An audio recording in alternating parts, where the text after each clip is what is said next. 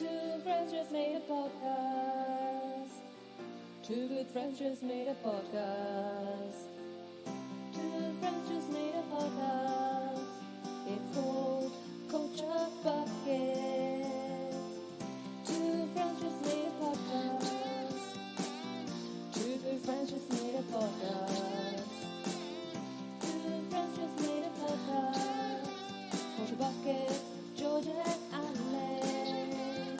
Hello, everyone, and welcome back to episode 46 of Culture Bucket. Just 4 episodes from the Big 5-0. Woohoo! Incredible scenes. Exciting times. Another top 5 coming for you today. Top 5 remakes and reboots.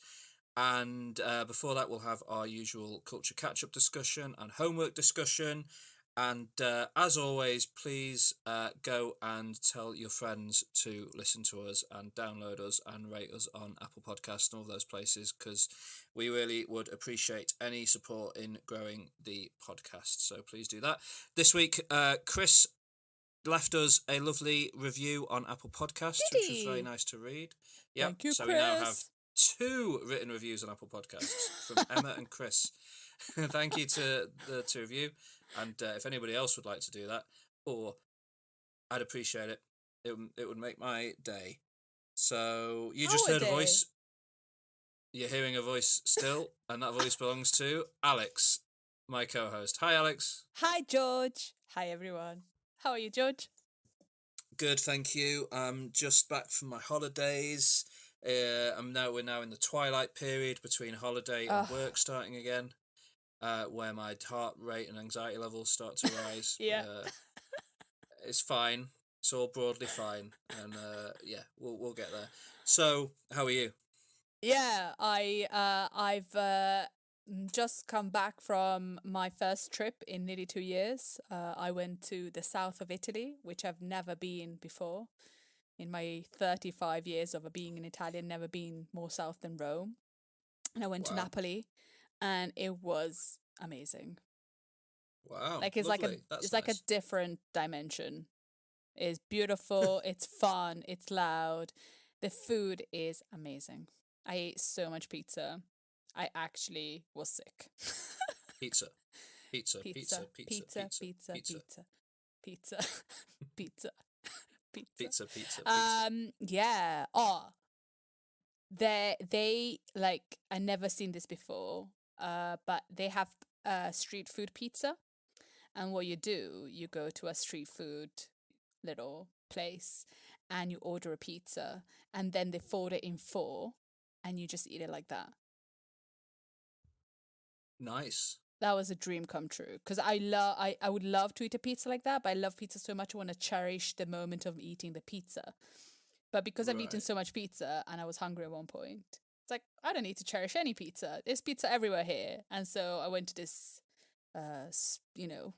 street food place, and they just got me this pizza, 4 in 4, gave it to me, and I ate it on the street. Like it was nothing. It was beautiful. Wow. Highly Sounds recommend incredible. going to Napoli. But like you, my anxiety levels are going up because school starts soon, and being a teacher is fun, but also challenging. So, woohoo! Yeah, that it is.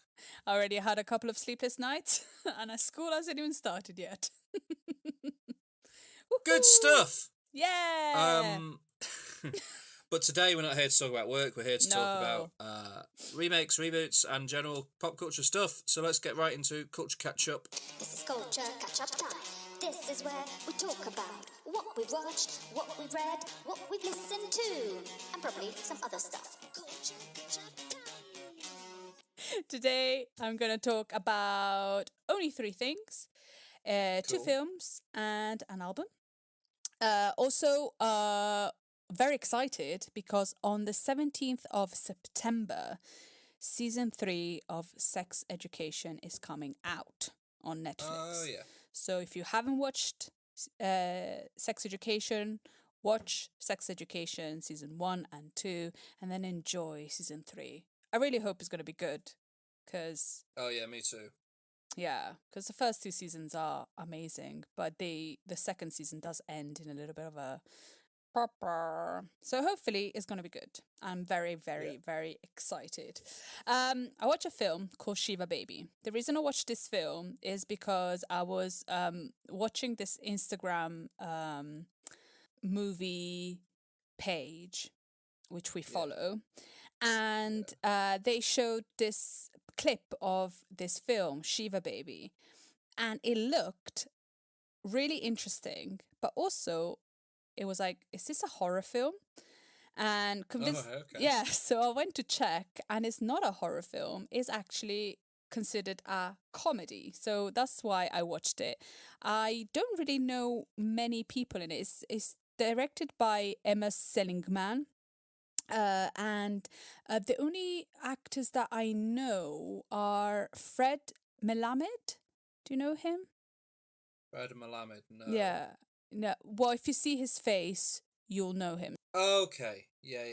I know That's that guy. the only, and Molly Gordon, which she's got a really familiar face, but she was only on what I've seen in Booksmart. But those are the only two people I know. And like I said, I watched it mainly because the clip that I watched on Instagram was really interesting. And the film is basically it's a Jewish funeral service, Shiva. Yeah. And the main character, Danielle, played by Rachel Sennott, is there with her parents.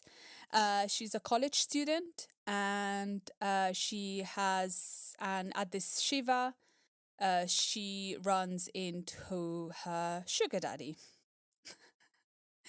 And right. it's a really interesting film.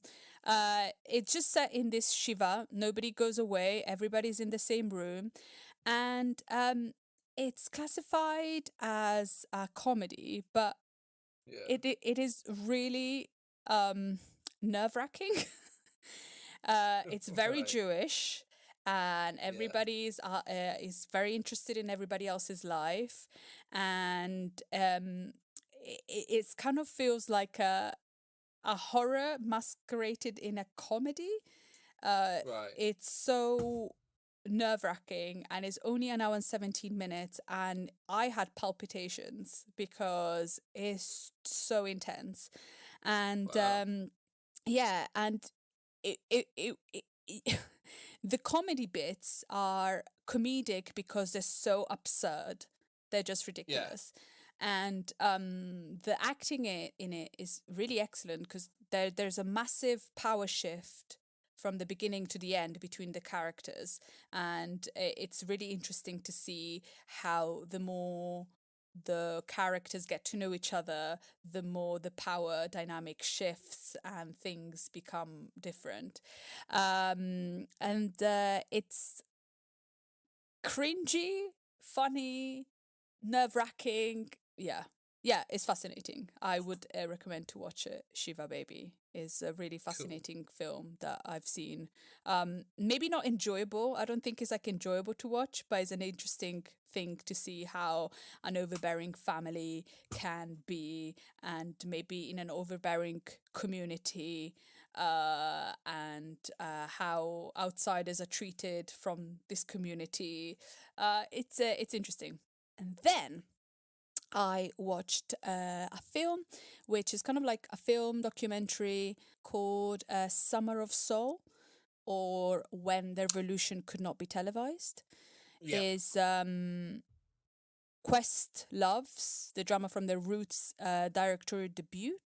And it's a documentary about the Harlem Cultural Festival that was on in 1969, and it was a kind of a festival to celebrate African American music and culture, and to kind of like promote Black pride and unity. Nice. This film, the festival was done over the course of 6 weeks in the summer of 1969, and in Harlem, and the footage was never seen until it was randomly found 50 years later, which is Amazing. amazing. It features amazing artists. There's Stevie Wonder when he's a baby, which is really cute. Nina Simone, and then BB King, and many more that I didn't know, but it was mesmerizing. It's a really beautiful film because you can see that is made by a music lover, because when there are the performance is full. It doesn't show like a little bit of a performance. They show this song, and it's just 2 hours of an homage to this beautiful festival, and it's great. And there's it was like 40 hours of footage, and and they managed to cut it down to 2 hours. Like, what? And wasn't it filmed with the intention of it being shown theatrically or something? So the footage is actually really high quality, and it just somehow never. It's amazing. It's high quality footage. The sound is amazing.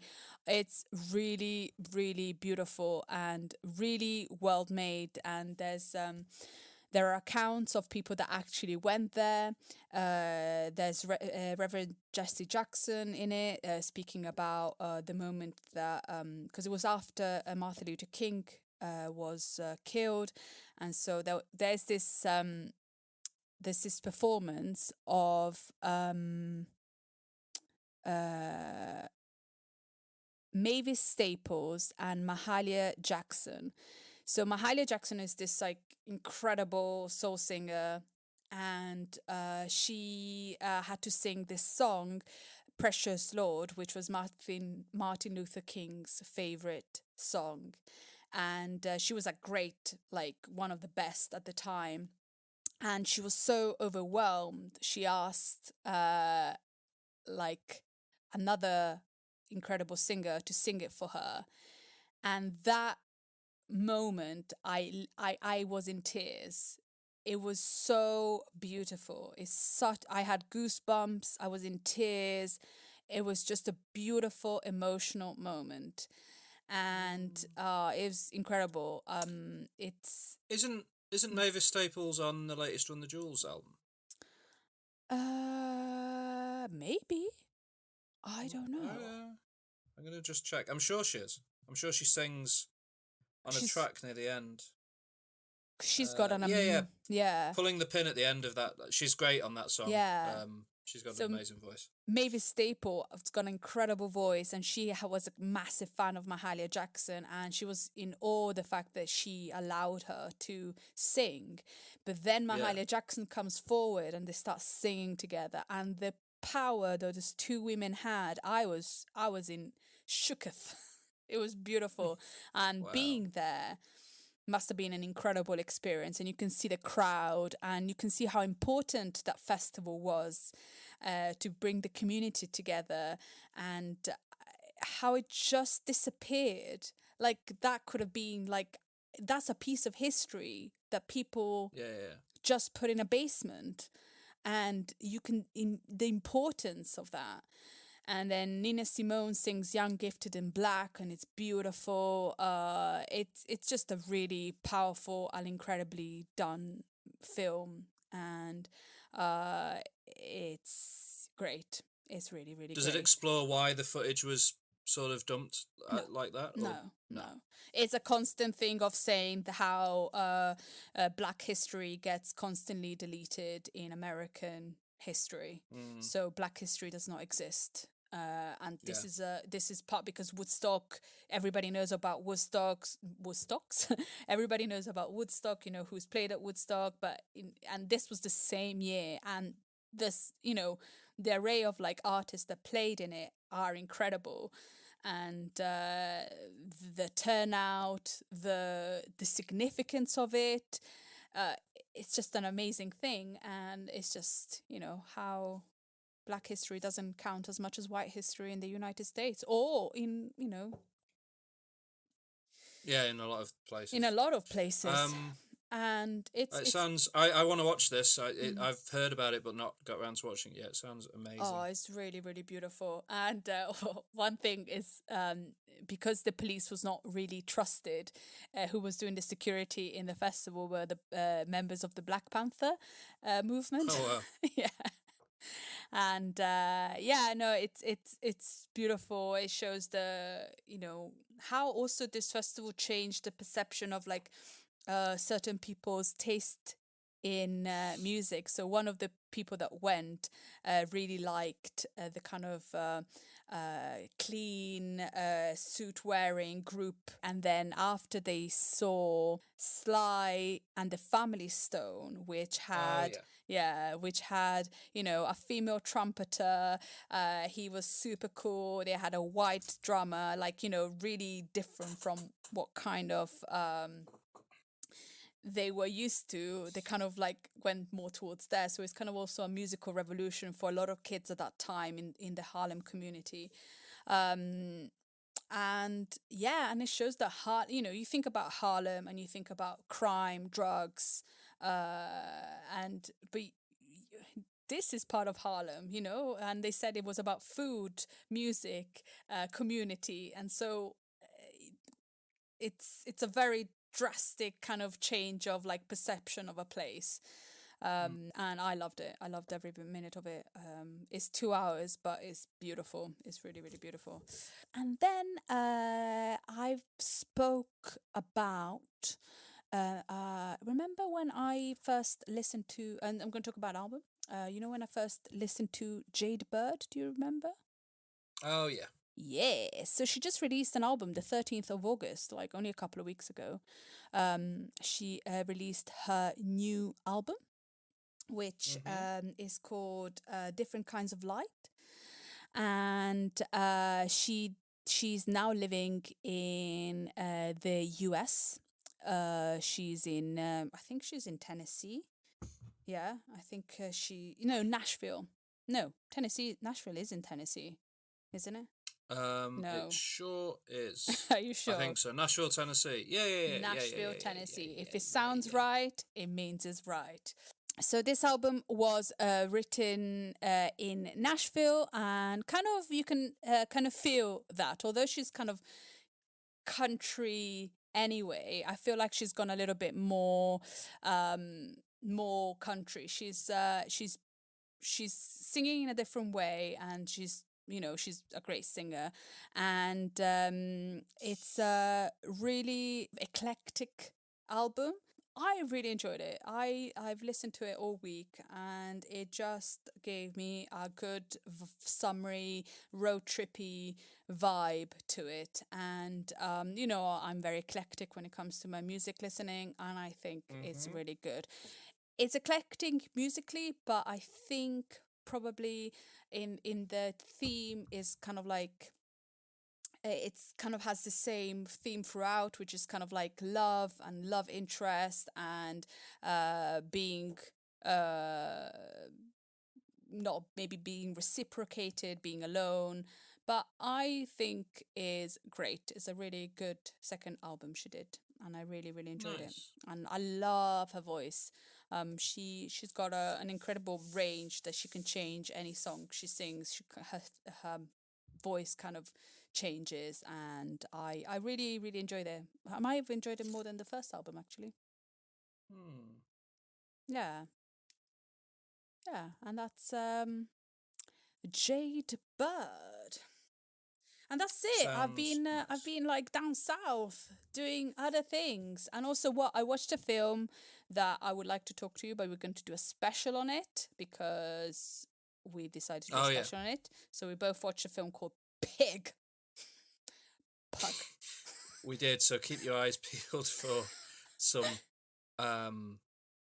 discussion of Pig. Yeah, so I watched another film.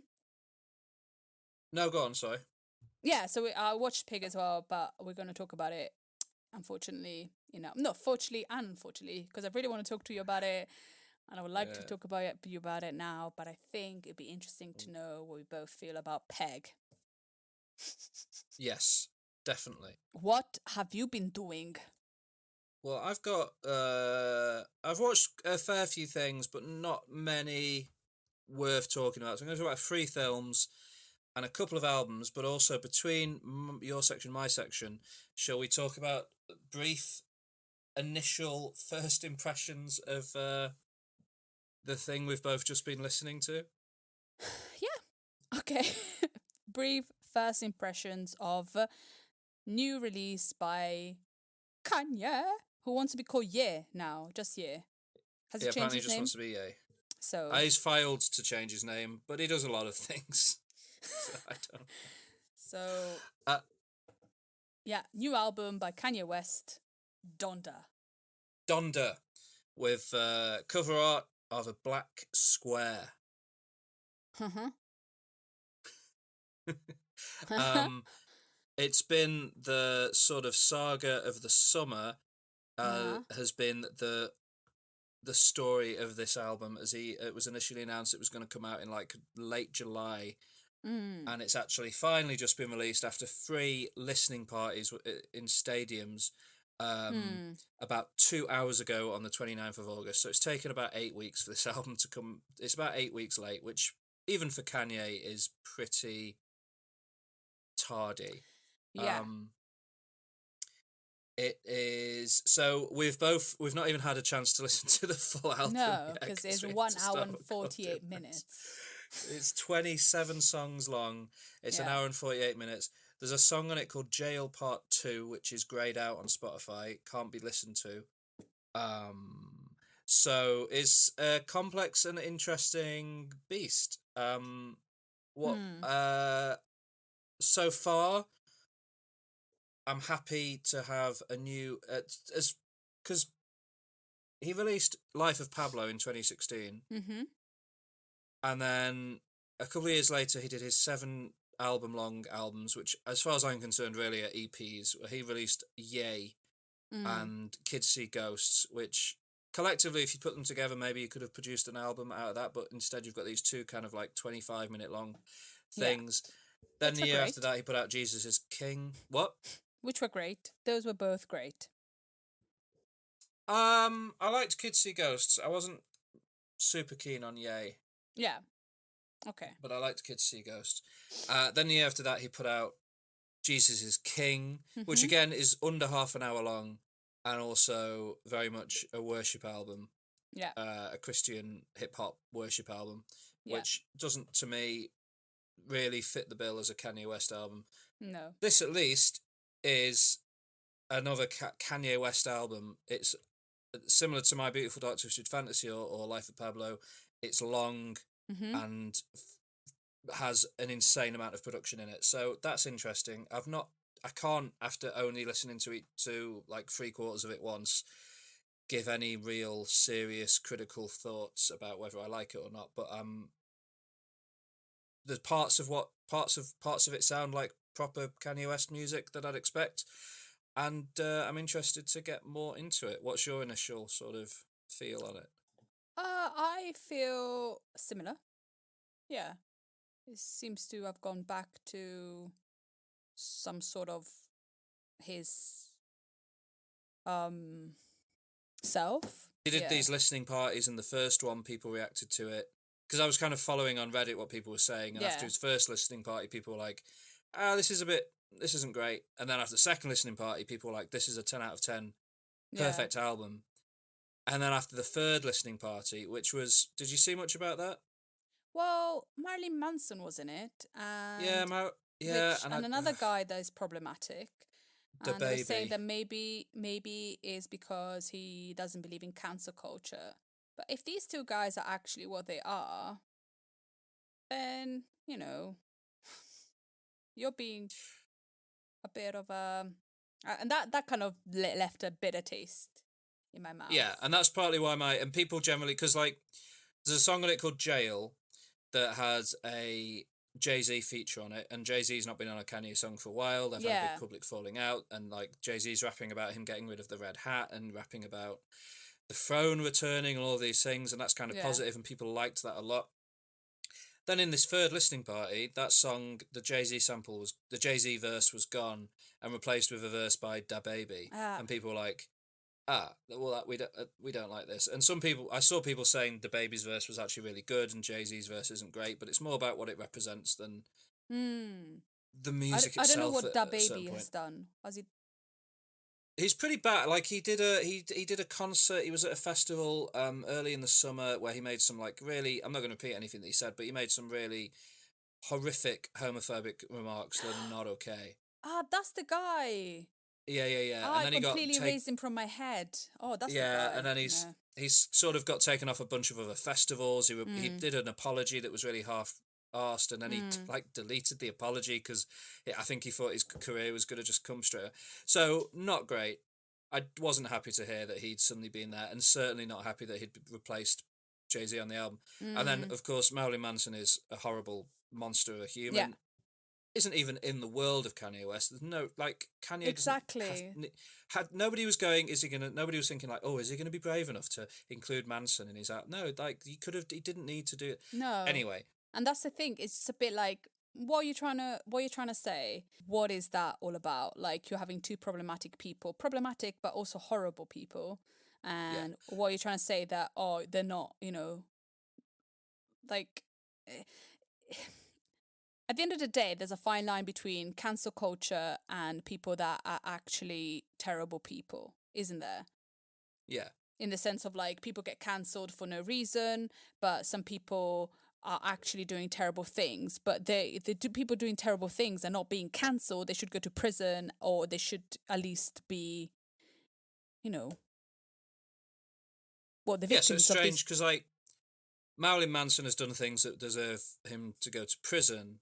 Yeah. The baby has said things that wouldn't necessarily get you put in prison, but make him a bad person whose voice I'm uninterested in hearing. What's ultimately happened is the version of the album that has come out today is closer to the second listening party. The Jay-Z verse is on this album. Yeah. The reason that there's a part 2 to that jail song that's greyed out is apparently the baby's manager wouldn't clear him being on the song or something, which is why that text it's delayed message. Yeah. So he was posting that on Instagram. So I think that's why there's this Jail Part 2 that's greyed out. I think this is the alternate version of Jail that has the baby verse on it. So I'm fine with it not being available to listen to. And like it comes back to the whole thing of like during the last presidential election, he was making all these comments about women's bodies and just things he has no kind of place talking about. And the man is he is also a problematic person. Yeah. But equally, he's not done anything that we're aware of that should get him put in prison. Yeah. So I'm not gonna. I don't know. I enjoy his music. I really like Kanye West's music. I don't think I like him very much as a person, but also, it's a nuanced situation where he clearly has quite severe mental health difficulties that he struggles with. In terms of being quite manic, and at times, he'll come back with a Jay-Z feature that seems like, oh, he's kind of turning the corner and going back towards because back in the day he was one of the first people in hip hop who sort of openly spoke about being accepting of homosexuality and allowing that into hip hop, or saying that should be accepted in hip hop, and it opened the door a bit for people like Frank Ocean maybe, or other people to be kind of openly gay.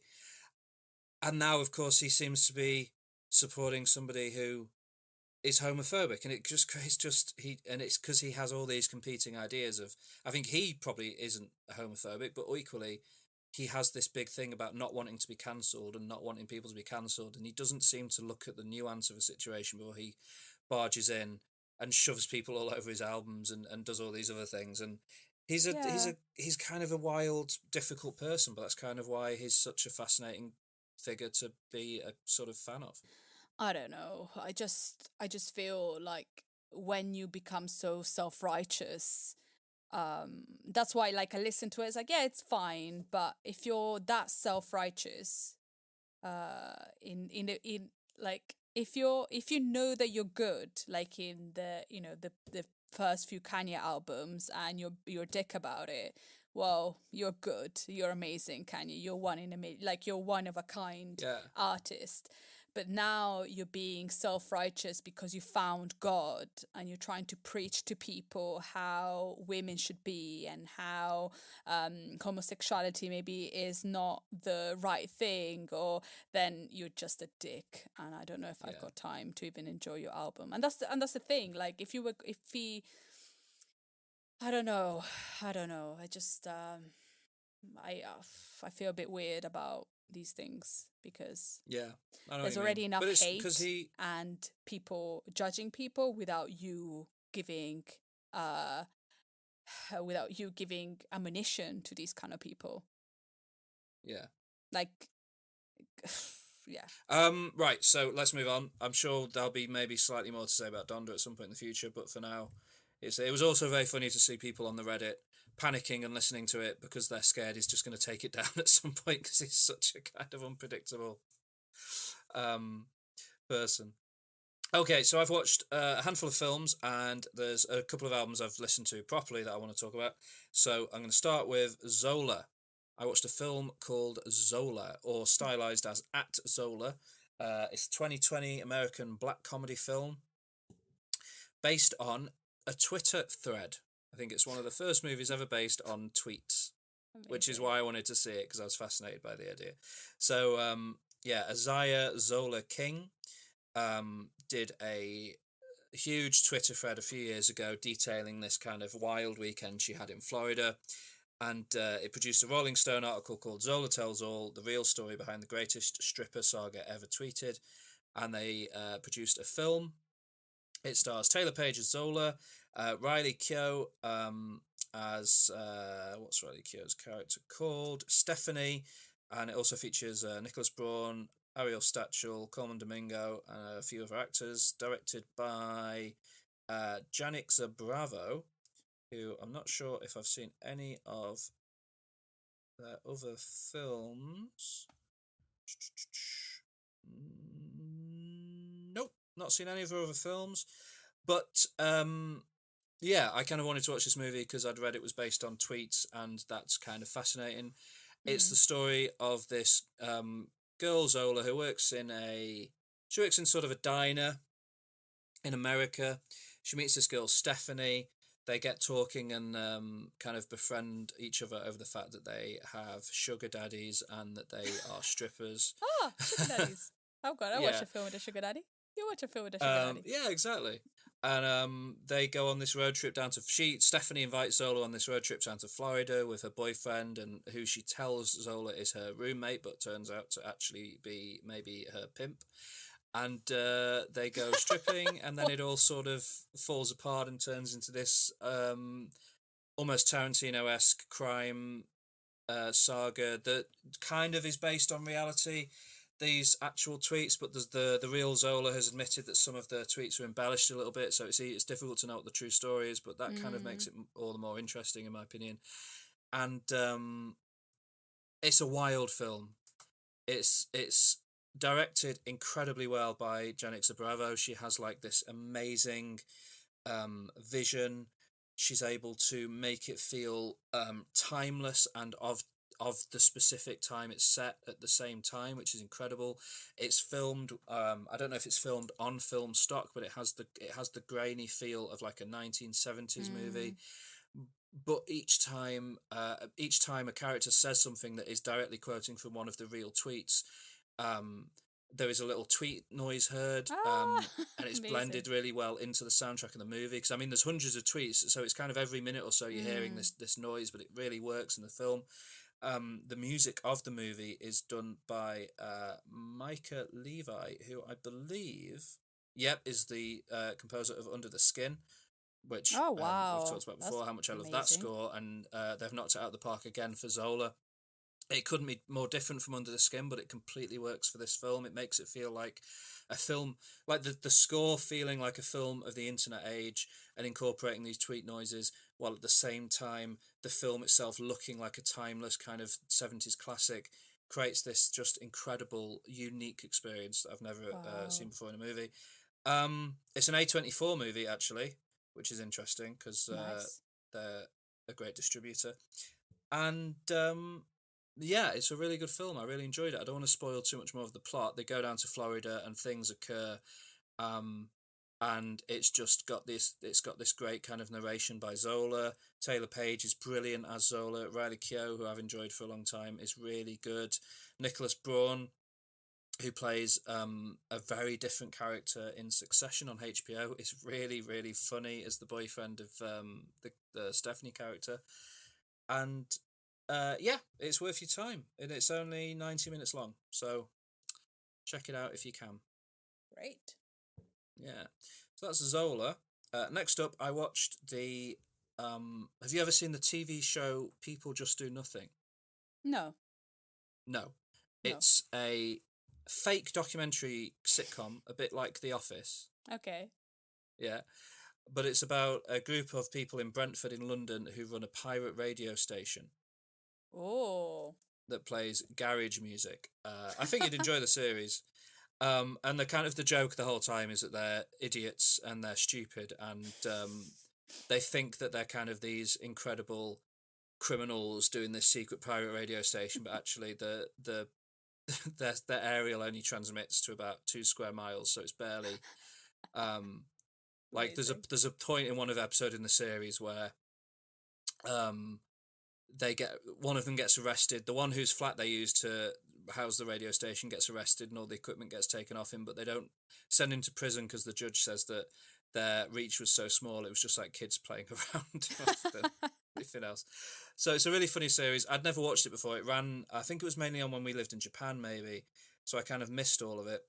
But they've just done a film called People Just Do Nothing, big in Japan.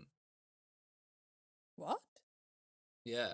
So I wanted to see the film. Oh, how weird. I saw something about it yesterday.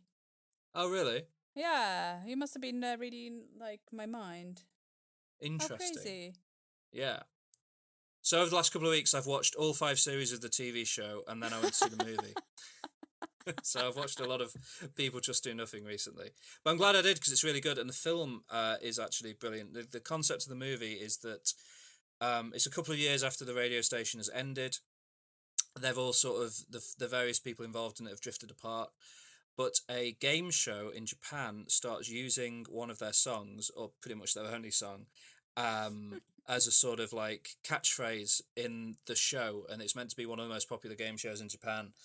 So they end up getting really big in Japan, and a record company in Japan flies them out to Japan to kind of capitalize on this sudden, unexpected, like viral success. And the humor in the movie is all about these kind of people that have never left Brentford in London suddenly finding themselves in the middle of Tokyo and trying to navigate the world of the music industry in Tokyo. And yeah, I was obviously I was interested to see it because I've lived in Japan. Yeah. And I think that it is pretty respectful, for considering it's a British comedy about morons. It's pretty respectful of Japanese culture. Okay. There's one scene early on where they go for ramen, and the main 2 of them are like, "No, I don't like this at all." And you can see the other one. There's a guy in the background who's always really quiet, is really enjoying it. And then they go, "No, we need to go find somewhere else." And they see a McDonald's in the distance and are like, "Yes!" And the other guy's like, "We're not seriously going to McDonald's, are we, when we're in the middle of all this incredible culture?" So they definitely make sure to show that there are people capable of appreciating Japanese culture. And they try to be polite. There's a very funny running joke where everywhere they go, even if it isn't to like somebody's office, they take their shoes off because they think that that's what they're meant to do. It's pretty good. And there's a lie. One of them says early on that Japan has a really serious drugs problem. It's impossible to get any drugs in Japan. It's true. Yeah. So it was actually really funny. I actually really, really enjoyed it. It does a whole load of stuff around like because actually garage music and like reggae that they talk about and stuff like that absolutely has a scene in Japan. Yeah, I think. massive. But the unfortunate thing for them is that they've been in touch with, or they've been contacted by and brought out by like a J-pop label. Okay. So they tried to turn them into like a boy band called Bang Boys. Bang Boys, and one of them points out it sounds like a paedophile ring. It's funny stuff. It's a good film. So Cool. yeah, if you've never seen the sitcom, I'd recommend it. It's quite funny. It's very indebted to The Office. The main character really seems at times a lot like Ricky Gervais's character in The Okay. Office. Um, but it's very very funny, and also it is its own thing as well. And then the movie, often when they take a TV show, and turn it into a film, it can be terrible. But I think Yeah. they found the right story for the film, and they put love and effort into it, and Mm. it's a good movie. It's really funny, so I'd recommend it. People Just Do Nothing, big in Japan, is a good movie, Awesome. man. So give it a go. Um, right, last film I'm going to talk about. I watched this only a day or so ago, and I've been excited about this all year. I watched the new 2021 film Candyman. Candyman. Candyman. Can you say his name 5 times in the mirror? No, I'm not gonna say. Because I was the other day I couldn't fall asleep because the word Babadook kept coming into my head. 'Cause You haven't even seen it. I haven't even seen it. That's how Susceptible. You got it. susceptible my brain Yeah. is. Like I saw your review on Instagram, and then I was like Babadook, and it's like terrifying word. But which one is the one where you have to say Candy? Is it Candyman or Babadook? Do you have to say, or you have to say both names? No, Babadook's a different thing. It's got nothing Okay. to do with saying his name. But Candyman, You have to say it 3 times. the legend is if you say it 5 times in the 5. mirror, he will come and kill you. Would you do that on purpose? It's like a dare, isn't it? Like I dare you to do it. Ah. Yeah. Oh, have you tried it? No, not in the mirror. That would be no. There's an interesting because so the original Candyman came out in 1992, and it is a film that is often misidentified as a slasher film, but is actually more of a ghost story, or even a gothic romance. The original stars Virginia Madsen as a character called Helen, who's doing a PhD on sort of urban legends and community created stories sort of thing, and she goes into this housing project called Cabrini Green in Chicago and starts investigating the story of the Candyman, and she finds out it's this tale from the 1890s. This man who was fell in love with he's a black man, he fell in love with a white woman, the daughter of a nobleman, chased through Chicago and then killed it very publicly, covered in honey so bees would attack him. He had his hand cut off and a hook shoved in the stump and all sorts of gruesome stuff, and he turns into the ghost of Candyman, who then will terrorize people if you say his name 5 times in the film, 5 times in the mirror, sorry. And it ends up being this kind of romance where he sees Helen as being the kind of re-embodiment of the woman he was in love with back in the day, and it's the original Candyman is a beautiful film in a lot of ways. It's an amazing movie. It's underrated, underappreciated, too often thought of as just a kind of knockoff slasher movie, where it's a lot more than that. The new movie, Candyman, the 2021 film, which is just called Candyman, is set in sort of modern times. It's set in like 2019, I think. It is a sequel to the original film. It ignores the 2 kind of bad sequels they made to that original movie and kind of does it itself as just like a follow-on to that original 1992 movie. Stars Yahya Abdul-Mateen II, who you will know, Alex, is playing Dr. Manhattan in the recent Watchmen HBO series. Ooh, I like him.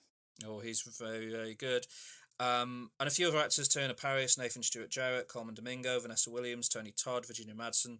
Or Tony Todd and Virginia Madsen are barely in it, but it's got a few other actors in it. It was directed by Nia DaCosta, who is an excellent director, I think, based on what I've seen here. And it was written by her, along with Jordan Peele and Wynn Rosenfeld, and it was produced by Jordan Peele, so it had quite a lot of attention given to it due to his involvement, because he's obviously sort of the go-to guy for horror at the moment, particularly socially relevant horror, particularly black horror. Thank you, horror about the Jordan. black community. Absolutely. And they've kind of updated it. I don't want to give too much away about what it's about, but it very much is a follow-on from that original film. The character Yahya Abdul-Mateen II plays in the movie has a story and a history that intertwines with that original movie. But they've also updated the story of Candyman really well to be about the cyclical nature of black violence, of black people being murdered and killed. And Candyman in this movie is no longer just, I think it's called Daniel Robino, the original person who the original film talks about. But this movie looks at other black people in the Green area who have been killed and murdered by white people throughout the years. And Candyman is actually the embodiment of all of those people. There's a bit where they say Candyman isn't just one bee, he's the whole hive. And they kind of make it a very up-to-date modern version of the story, in my opinion. I've seen this movie's had crazy reviews. It's had great reviews from some places, really middling reviews from some places. Some places have really hated it, felt that it completely missed the mark on what it was trying to do with this social commentary. If that's how people feel, that's how they feel. I thought that it did an amazing job of updating the story. And in fact, the reason why I don't think it's a perfect film is there's a handful of points where it gives into the kind of need for it to feel like a slasher movie. There's one scene particularly set in a high school, and it's not a movie about high school students. It doesn't have high school students in it. You could take this scene out of the film entirely and it wouldn't be missed, but it's got this one scene in a high school bathroom that pretty much seems to exist to be a slasher scene, and that's kind of the one bit of the movie that it lost me in. It doesn't need to be there. They should stick to their guns and make it a ghost story. It doesn't have to be violent and gory. It doesn't have to have all these kills in it. It's about more than that. And other than that one scene, for me it really worked. I think the lead actor in it is given a really difficult job. The journey his character goes on is wild, and he does it really, really well. There's one other actor in it, Coleman Domingo, who was in Zola. In fact, he's great in Zola, and he's great in this movie. He's 51. I don't know if I've ever seen him in much else, but he's brilliant in these two films. He plays a character who kind of tells Yard Mateen's character about the Candyman legend, and he kind of sets him on the journey, and he's really, really good in that role. So yeah, the new Candyman movie is really good. They could have absolutely fudged it and done a terrible job, but I think they've killed it. I think Nia DaCosta is somebody to watch in the future. So are you gonna watch it? Yeah. No. No. But is it scary? Like, could I watch it? Because the thing with the original Candyman and so there's a story about the original Candyman where when I was about, how old would I have been? I'd have probably been 6 or 7. I went to stay with my cousin. He only lived down the road. It wasn't like a holiday or anything, but I was at my cousin's house and I stayed over. And my cousin was a couple of years older than me, and he was like 2 years older than me biologically and about 5 years older than me, sort of in his level of maturity. So he wanted to watch Candyman because it was on TV. And I was too scared. Like, I love horror movies now, but up until the age of about 16, I was terrified of them. I didn't watch them at all. Like I had to leave Men in Black when I was a kid because I found it too scary. Like, I was really, really, not good at taking horror films. So I was like, absolutely not, I'm not watching Candyman. So I stayed in bed and he went into the living room with his mum and watched Candyman with the volume fairly loud. And I actually couldn't get to sleep and heard the entire film without any of the visuals. And I was so terrified, completely traumatized. And in my head, Candyman was a film that was an hour and a half of people screaming and the sound of flesh being torn. And I was always had this thing about not being able to, like, even once I started watching horror films, Candyman was still like this kind of white whale. Then when I finally watched it, I was like, oh, it's actually kind of quite a thoughtful sort of ghost story. It's not what I thought it was at all. So I don't think it's as scary as it seems and as you expect it to be. Okay. And I think the story of it is so strong that it's worth it and it's entertaining and it's got a great atmosphere to it. And I think it's a really interesting story. That these stories are not told very often in horror films that are kind of a bit kind of socially relevant, maybe. So I think you should try it. I think that it is a bit scary, but I don't think it's as terrifying as maybe you'd expect it to be. Yeah. Interesting. I've got a little side note, by the way. Remember when we started recording and we were like trying to figure out, we kind of talking about not being enough female directors. Like Oh yeah. today, we spoke about 3 different films, 1 of mine and 2 of yours, and all like, 3 female directors, Yeah. Yeah, no, that's a different really good films. point. Yeah, I'm glad that times and are changing, and we are, you know, getting more female directors. Yeah, because in fact, Janet Zabravo and Nida Costa are they have real voices. Like they really put their mark on both the films. Mm.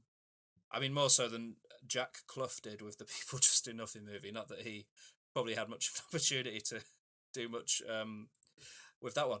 But yeah, Janet Zabravo and Nia DaCosta are both great directors as well. Yeah, So and yeah, no, it's brilliant.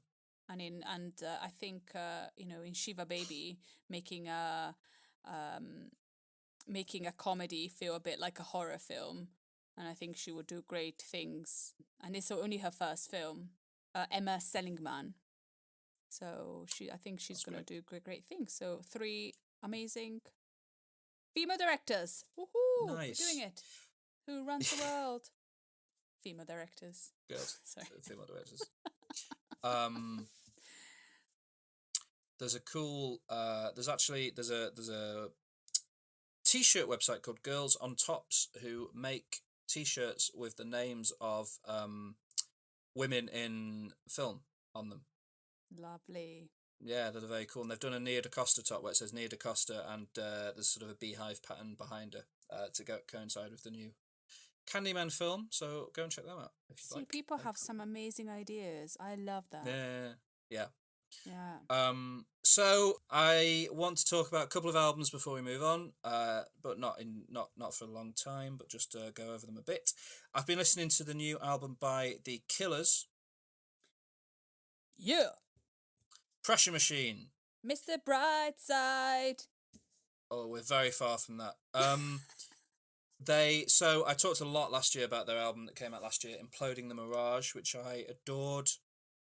Because it really brought in this Dust Bowl feel, this sort of Springsteen feel, and felt like kind of new life for the Killers, and I was really enjoying it and just loved that album.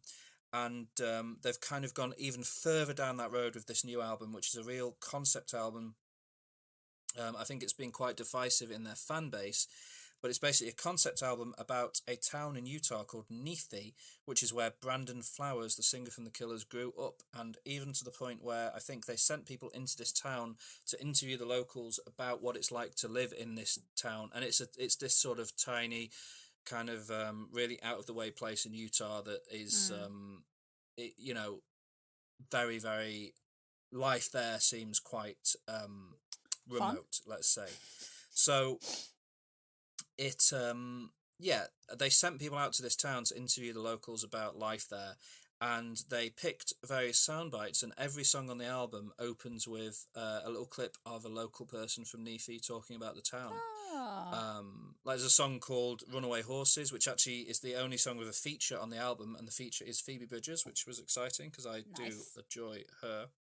Mm-hmm.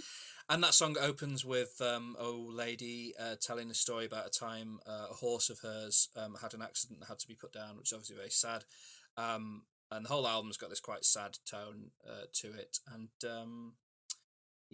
it's interesting. It's so far removed from the stadium rock that they usually do. And it's taken me a couple of listens to get into it, but I'm really, really, really enjoying it. It's fascinating. It's really, really different. It's going even more down into like if the last album could be compared to standard Bruce Springsteen, this album is like almost their version of Nebraska, like the really stripped back rock Americana kind of sound, and it's got a lot of really good songs on it, some really beautiful turns of phrase from Brandon Flowers. He's sort of they're really, really reining in that kind of need to always have a big stadium-ready hook or chorus on their music, and they've kind of focused instead on keeping to a concept and keeping it all to a theme, and it's beautiful, and I would recommend people listen to it. So that is the new Killers album, Pressure Machine. I'd recommend. I'd really, really, even if you don't like the Killers, listen to it, give it a go. It's so different and interesting. the other album I want to talk about, which I haven't listened to as much, I can't talk about it in as much detail, but I kind of want to briefly mention it because I think it's interesting and people should listen to it, is the new album from American singer-songwriter Halsey. Oh, Have you listened she to just Halsey had a much? Barbie. She did just have a baby. She is 26. I have never listened to her. Like, I know it's really weird. I know who she is. I know who she's got beef with. I know her beliefs. I know who she's gone out with.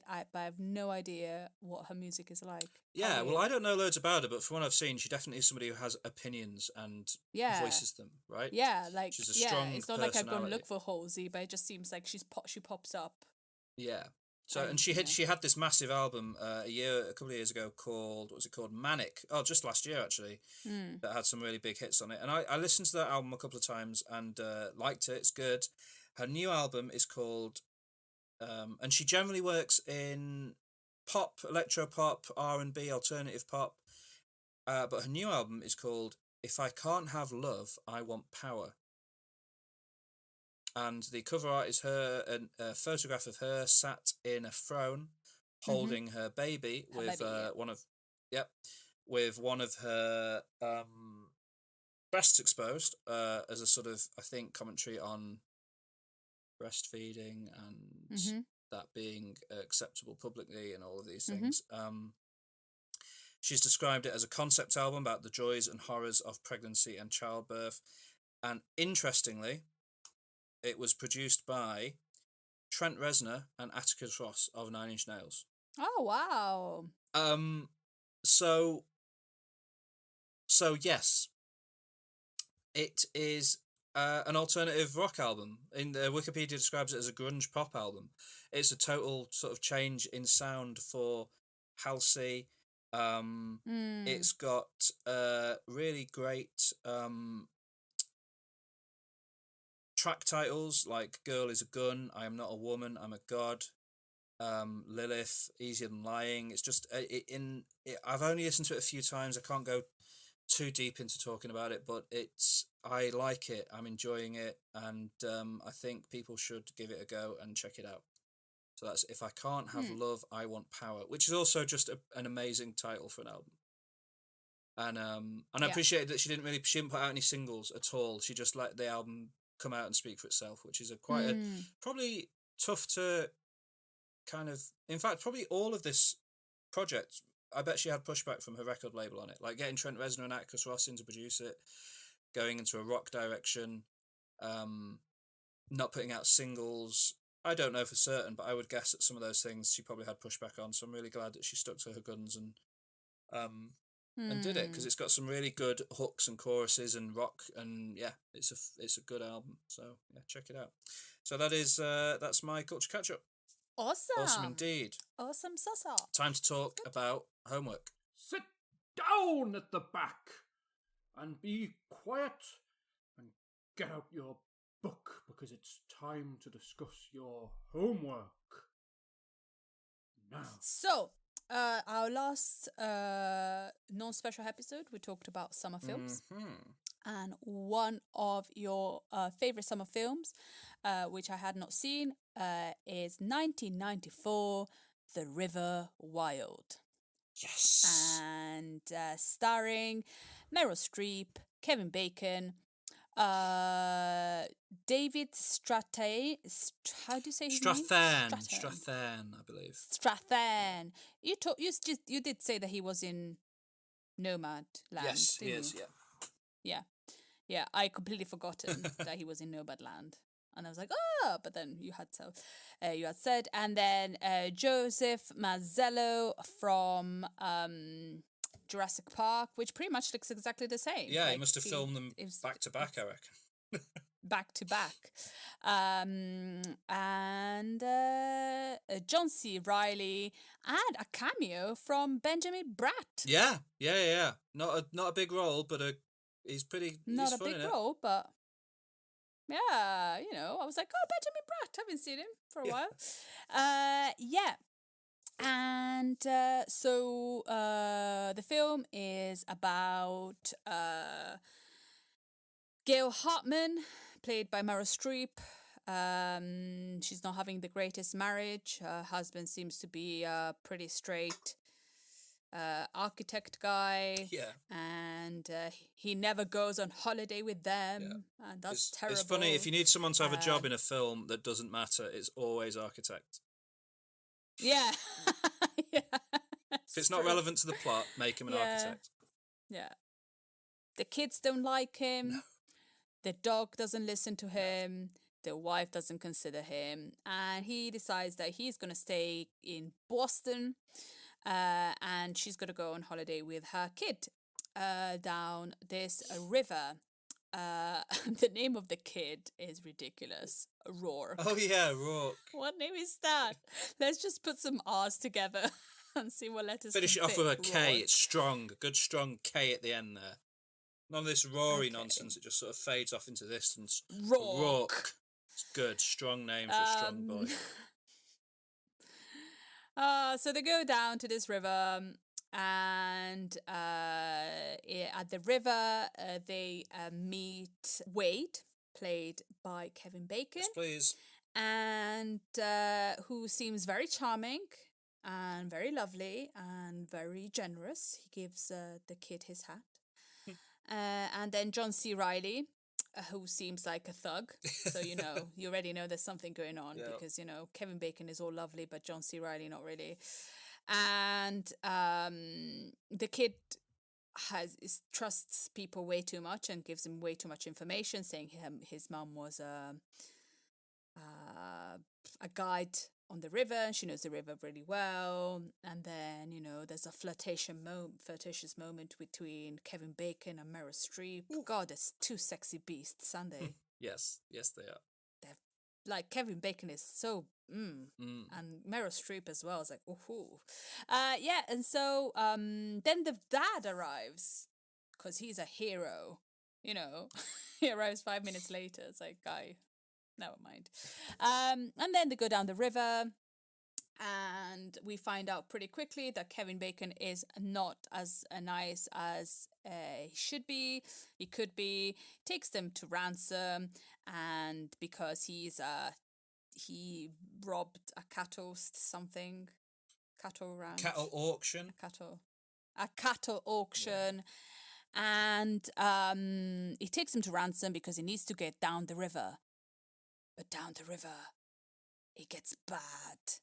It's impossible. She only did it once. How can she do it again? Dun, dun, dun. And that's the film. So, it's a fun film. I'll give you that. It's really fun to watch. Yeah. Meryl Streep is incredible in anything she does. Kevin Bacon is amazing. The actors make the film because it's basically people just going down a river. Oh yeah. And lots of like paddling around and like things going and shouting. And it would have been perfect if it had been 90 minutes.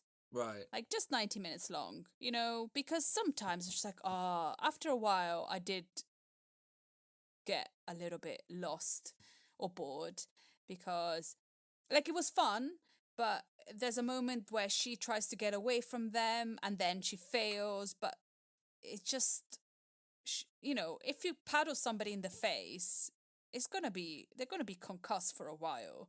And then, they do have a bit of a thing of just getting straight back up after these serious injuries. Yeah. So it's just like, if you could just cut that, and then just like, it was just a little bit too long for me. Fair. But it's a fun film to watch.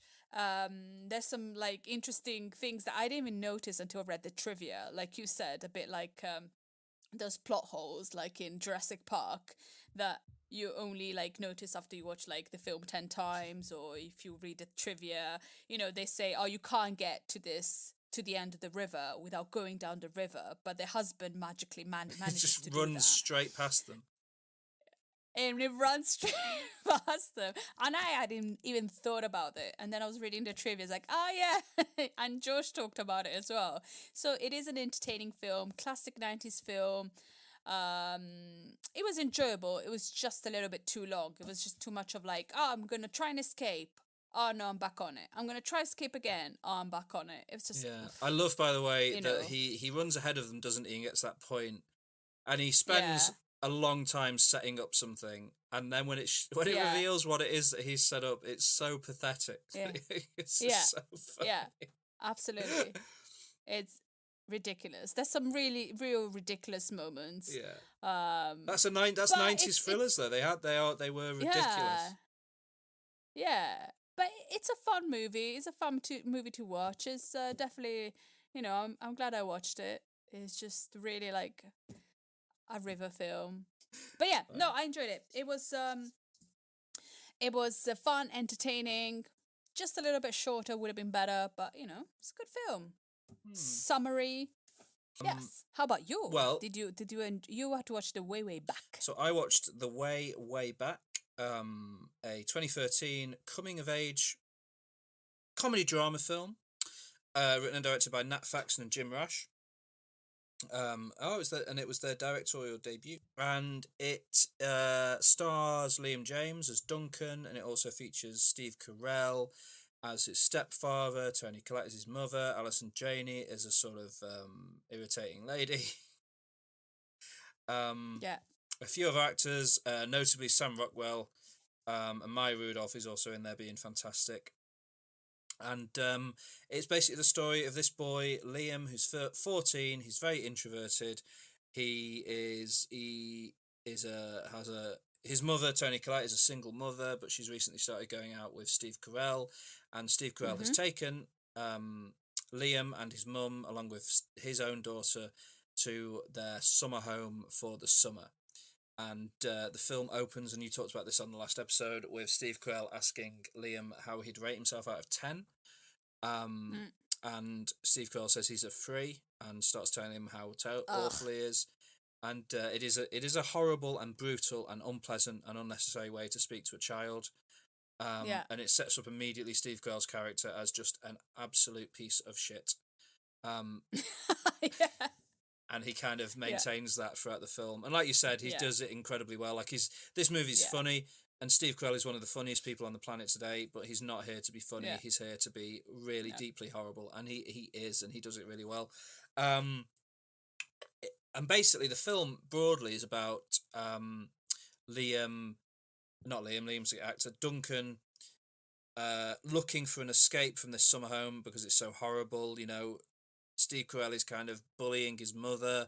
There are other people there, friends who are just sort of not very nice people as well. Like it does it really well, where all of the scenes at the summer home with these sort of different families having barbecues together and stuff, all just have this general tone of being kind of unpleasant and not very nice. Yeah. And the kids are kind of marginalised and not very nice as well, and really rude, and that kind of the children are very rich people and they're very snobby. And it just isn't great. And then he goes off on a bike one day and finds this water park. He goes in there and he goes to a cafe, doesn't he? And he sees Sam Rockwell playing Pac-Man, and they have a kind of an interaction. He sees that Sam Rockwell works at this water park, so he goes and finds the water park, and he ends up getting a part-time summer job there secretly. Yeah. And then the movie is it's his coming of age, growing up, maturing a bit, finding the people that he likes spending time with, and finding himself as a result. It's a good movie. I enjoyed it. I think I would say, I don't know if you'd agree, for me the central scene of the film that really kind of lays down what it's about is the scene just after he started working at the summer camp, where Sam Rockwell makes him go and break up the breakdancing kids. Yeah. And that's the point where, because he really doesn't want to do it, he's terrified to do it. You as an audience member are expecting it to go the way of the earlier scenes at the beach house with the children there who are just horrible to him and bully him, and it's set. The film has set you up to expect that to be the way people react to him, and he's been told to go and break up this breakdancing and stop them from doing it. And you're just assuming, well, they're going to be horrible to him. And actually, the scene doesn't play out like that at all. It plays out very differently, and it kind of makes him a minor celebrity in the water park. And it kind of starts him on his path to finding who he is. And that's almost the point where the movie turns and he starts to kind of get a bit happier and get a bit more himself. And it ends beautifully. Sam Rockwell absolutely just steals the film when he's on screen. He's Yeah. perfect. And yeah, I'm really glad I watched it. I really enjoyed it. So thank you for the recommendation. I don't really have many criticisms at all. Good. Yeah. I'm glad. The only other, the one thing that was just made me laugh was that Maya Rudolph, who's very good at it, was pregnant while filming it. And Yeah. I read on IMDb or something, the trivia said something like you can sort of tell during the party scene in the beach house, and I was like, you can't sort of tell. It's the most incredibly clear thing I've ever seen. I was like, is she meant to be pregnant? Is that character? Why is she's so pregnant in this one? There's one scene in particular. You can see it. You go. It's like, why is she suddenly pregnant? And it doesn't. It's not just. It's not a It's not a criticism of the film or of Maya Rudolph, obviously. But it just made me laugh how massively pregnant she suddenly is in this one scene. Yeah, I don't know if they filmed it much later, but like you can't really notice in any. Maybe it's the T-shirt she's wearing, because like in most scenes she's wearing like the water park T-shirt. Yeah. I'm not sure if she's. I think she's wearing a dress in this scene. I think it's a sort of dress that sort of flows and hangs down, so you can really see where the bump she's is. kind of like. But no, good film. Enjoyed it. Yeah, good job. And Steve Carell is he's awful. Aw. He's horrible in it. Yeah, it really is. And you feel so. You just want to. Toni Collette is just such a. Toni Collette is just always amazing, and it's just horrible to see her sort of go through what she goes through in the film. But yeah, she's amazing. Like she's a great actress. Yeah, great actor. She really deserves more of like Oscar notices and stuff than she's ever had, because she's just always turns up and does an amazing job. Yeah. Particularly in Hereditary, one of the best performances of all time. Oh, I really want to watch it. But even the trailer terrifies me. Yeah, man. Yeah, man. So let's see. Great. That was homework. Time to get into our top 5. Yeah. 5, 4, 3, 2, 1. Our top 5.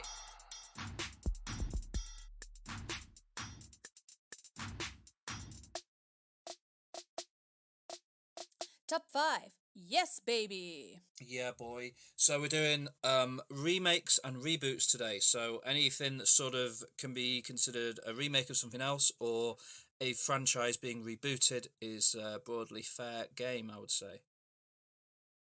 Yeah. And it's an interesting one because so. these are often films that are so maligned. It's very difficult to do a remake well. It's very difficult to do a reboot well, because you're always going to be compared to what is usually something exceptional that has come before, and you're always going to suffer in comparison to something that has become almost mythical in its in how much people love it, because that's why these things are remade. So the times when they get them right and they do it well and they make their own thing that works are the times that we're going to celebrate today. Great. Yeah. So I'm starting. Yes, please. So with my number 5, I think what you just said is perfect. I think this is kind of like when somebody thinks about this film, they think about this film, because the cast was great, the direction was fantastic, the chemistry with the cast was really good, and in my opinion, always, and is 2001 Ocean's 11. Nice. Good choice. Yes. This is the remake of 1960s Rat Pack film, which of the same name. And the cast is amazing. There's George Clooney, Brad Pitt, Matt Damon, Don Cheadle, Andy Garcia, Bernie Mac, and Julia Roberts. Ooh.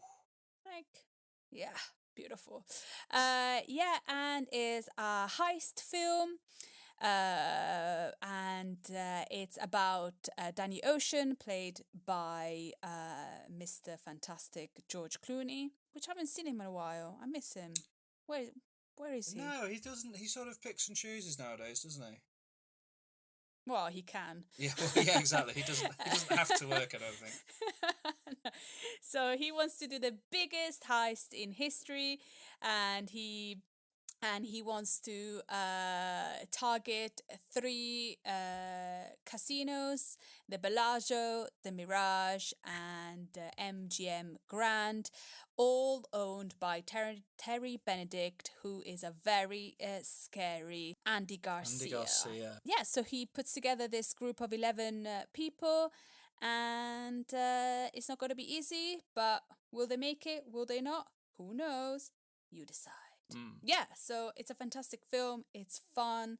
There's great chemistry between all the actors and the characters. It works.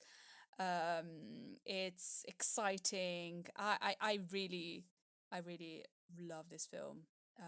I think with the franchise they did pretty well with all the, those Oceans 11, those Oceans 12, Oceans 13. They didn't get any better, but they kind of kept up a little bit with the pace. But yeah, I think is a really good film. A bit of trivia: apparently, George Clooney really wanted Julia Roberts to be in the film, and so he sent her the script with a $20 million check.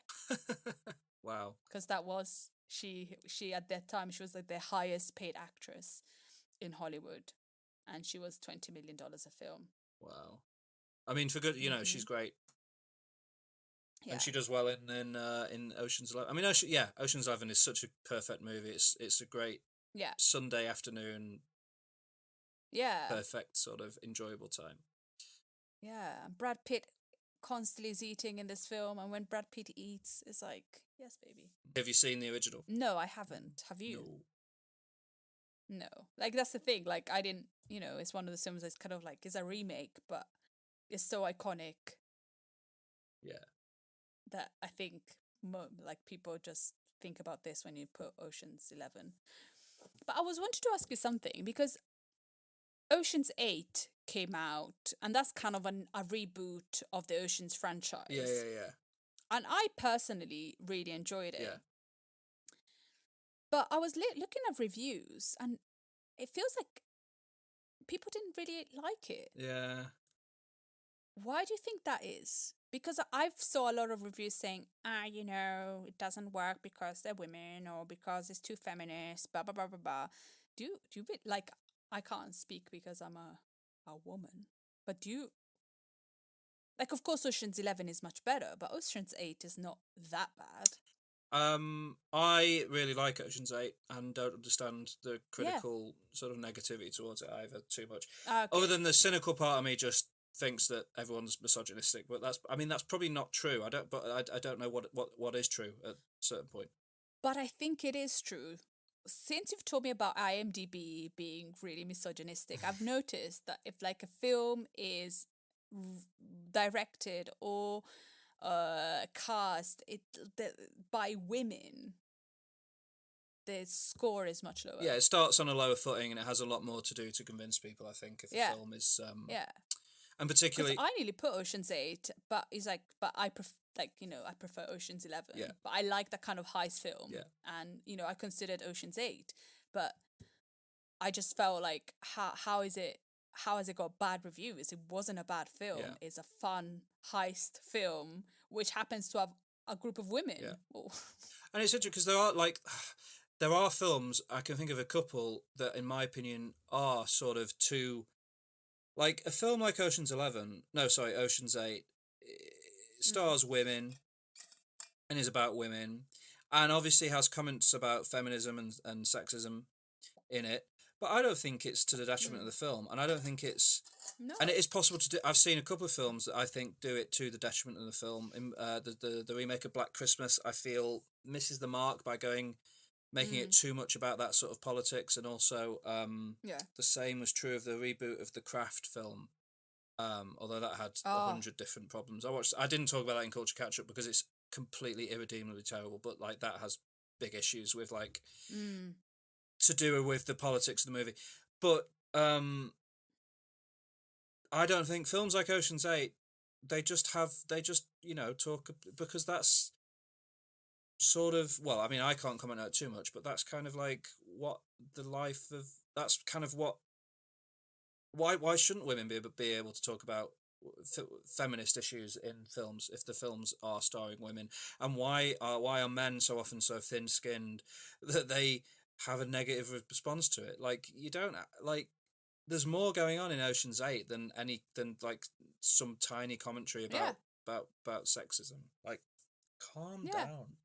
That's what I thought, but I wanted to ask you because you have a better memory than me, and maybe I didn't, but I didn't feel like it was. I thought it was great, Ocean's 8. Yeah, I liked it. And a great cast. Yeah. Like, Definitely. but yeah. Whatever. But no, as a remake, mind. Ocean's 11 is amazing. So a good choice. Yeah, Ocean's 11 is the remake, but the rest comes with it as well. Yeah. Although I personally think Ocean's 12 is terrible, but Ocean's 13 is brilliant. Yeah. Yeah. There's a scene in Ocean's 12 where Julia Roberts' character gets into a party by pretending to be Julia Roberts, and it's too much. I can't bear it. It's all gone meta. It's too meta. It's bad. It's too meta. Yeah. Because the plot's not like, the great thing about Ocean's 11 is the plot is really clever and they're so smart. Yeah. Ocean's 12 is stupid. To get to a point where that's how your plan is the fact that your actress looks like no, I can't deal with it. But Ocean's 13 redeemed it for me. I thought Ocean's 13 was really fun, and I like Ocean's 8. Okay, my number 5 is a film from 1977, directed by William Friedkin, who has denied that it's a remake, but it's widely regarded as a remake of a 1953 film, The Wages of Fear. They're both based on a French novel called Les Salaires de la Peur. Yeah. Have you heard of Wages of Fear or Sorcerer? No. So this film, Sorcerer, is William Friedkin's sort of follow-up to The Exorcist.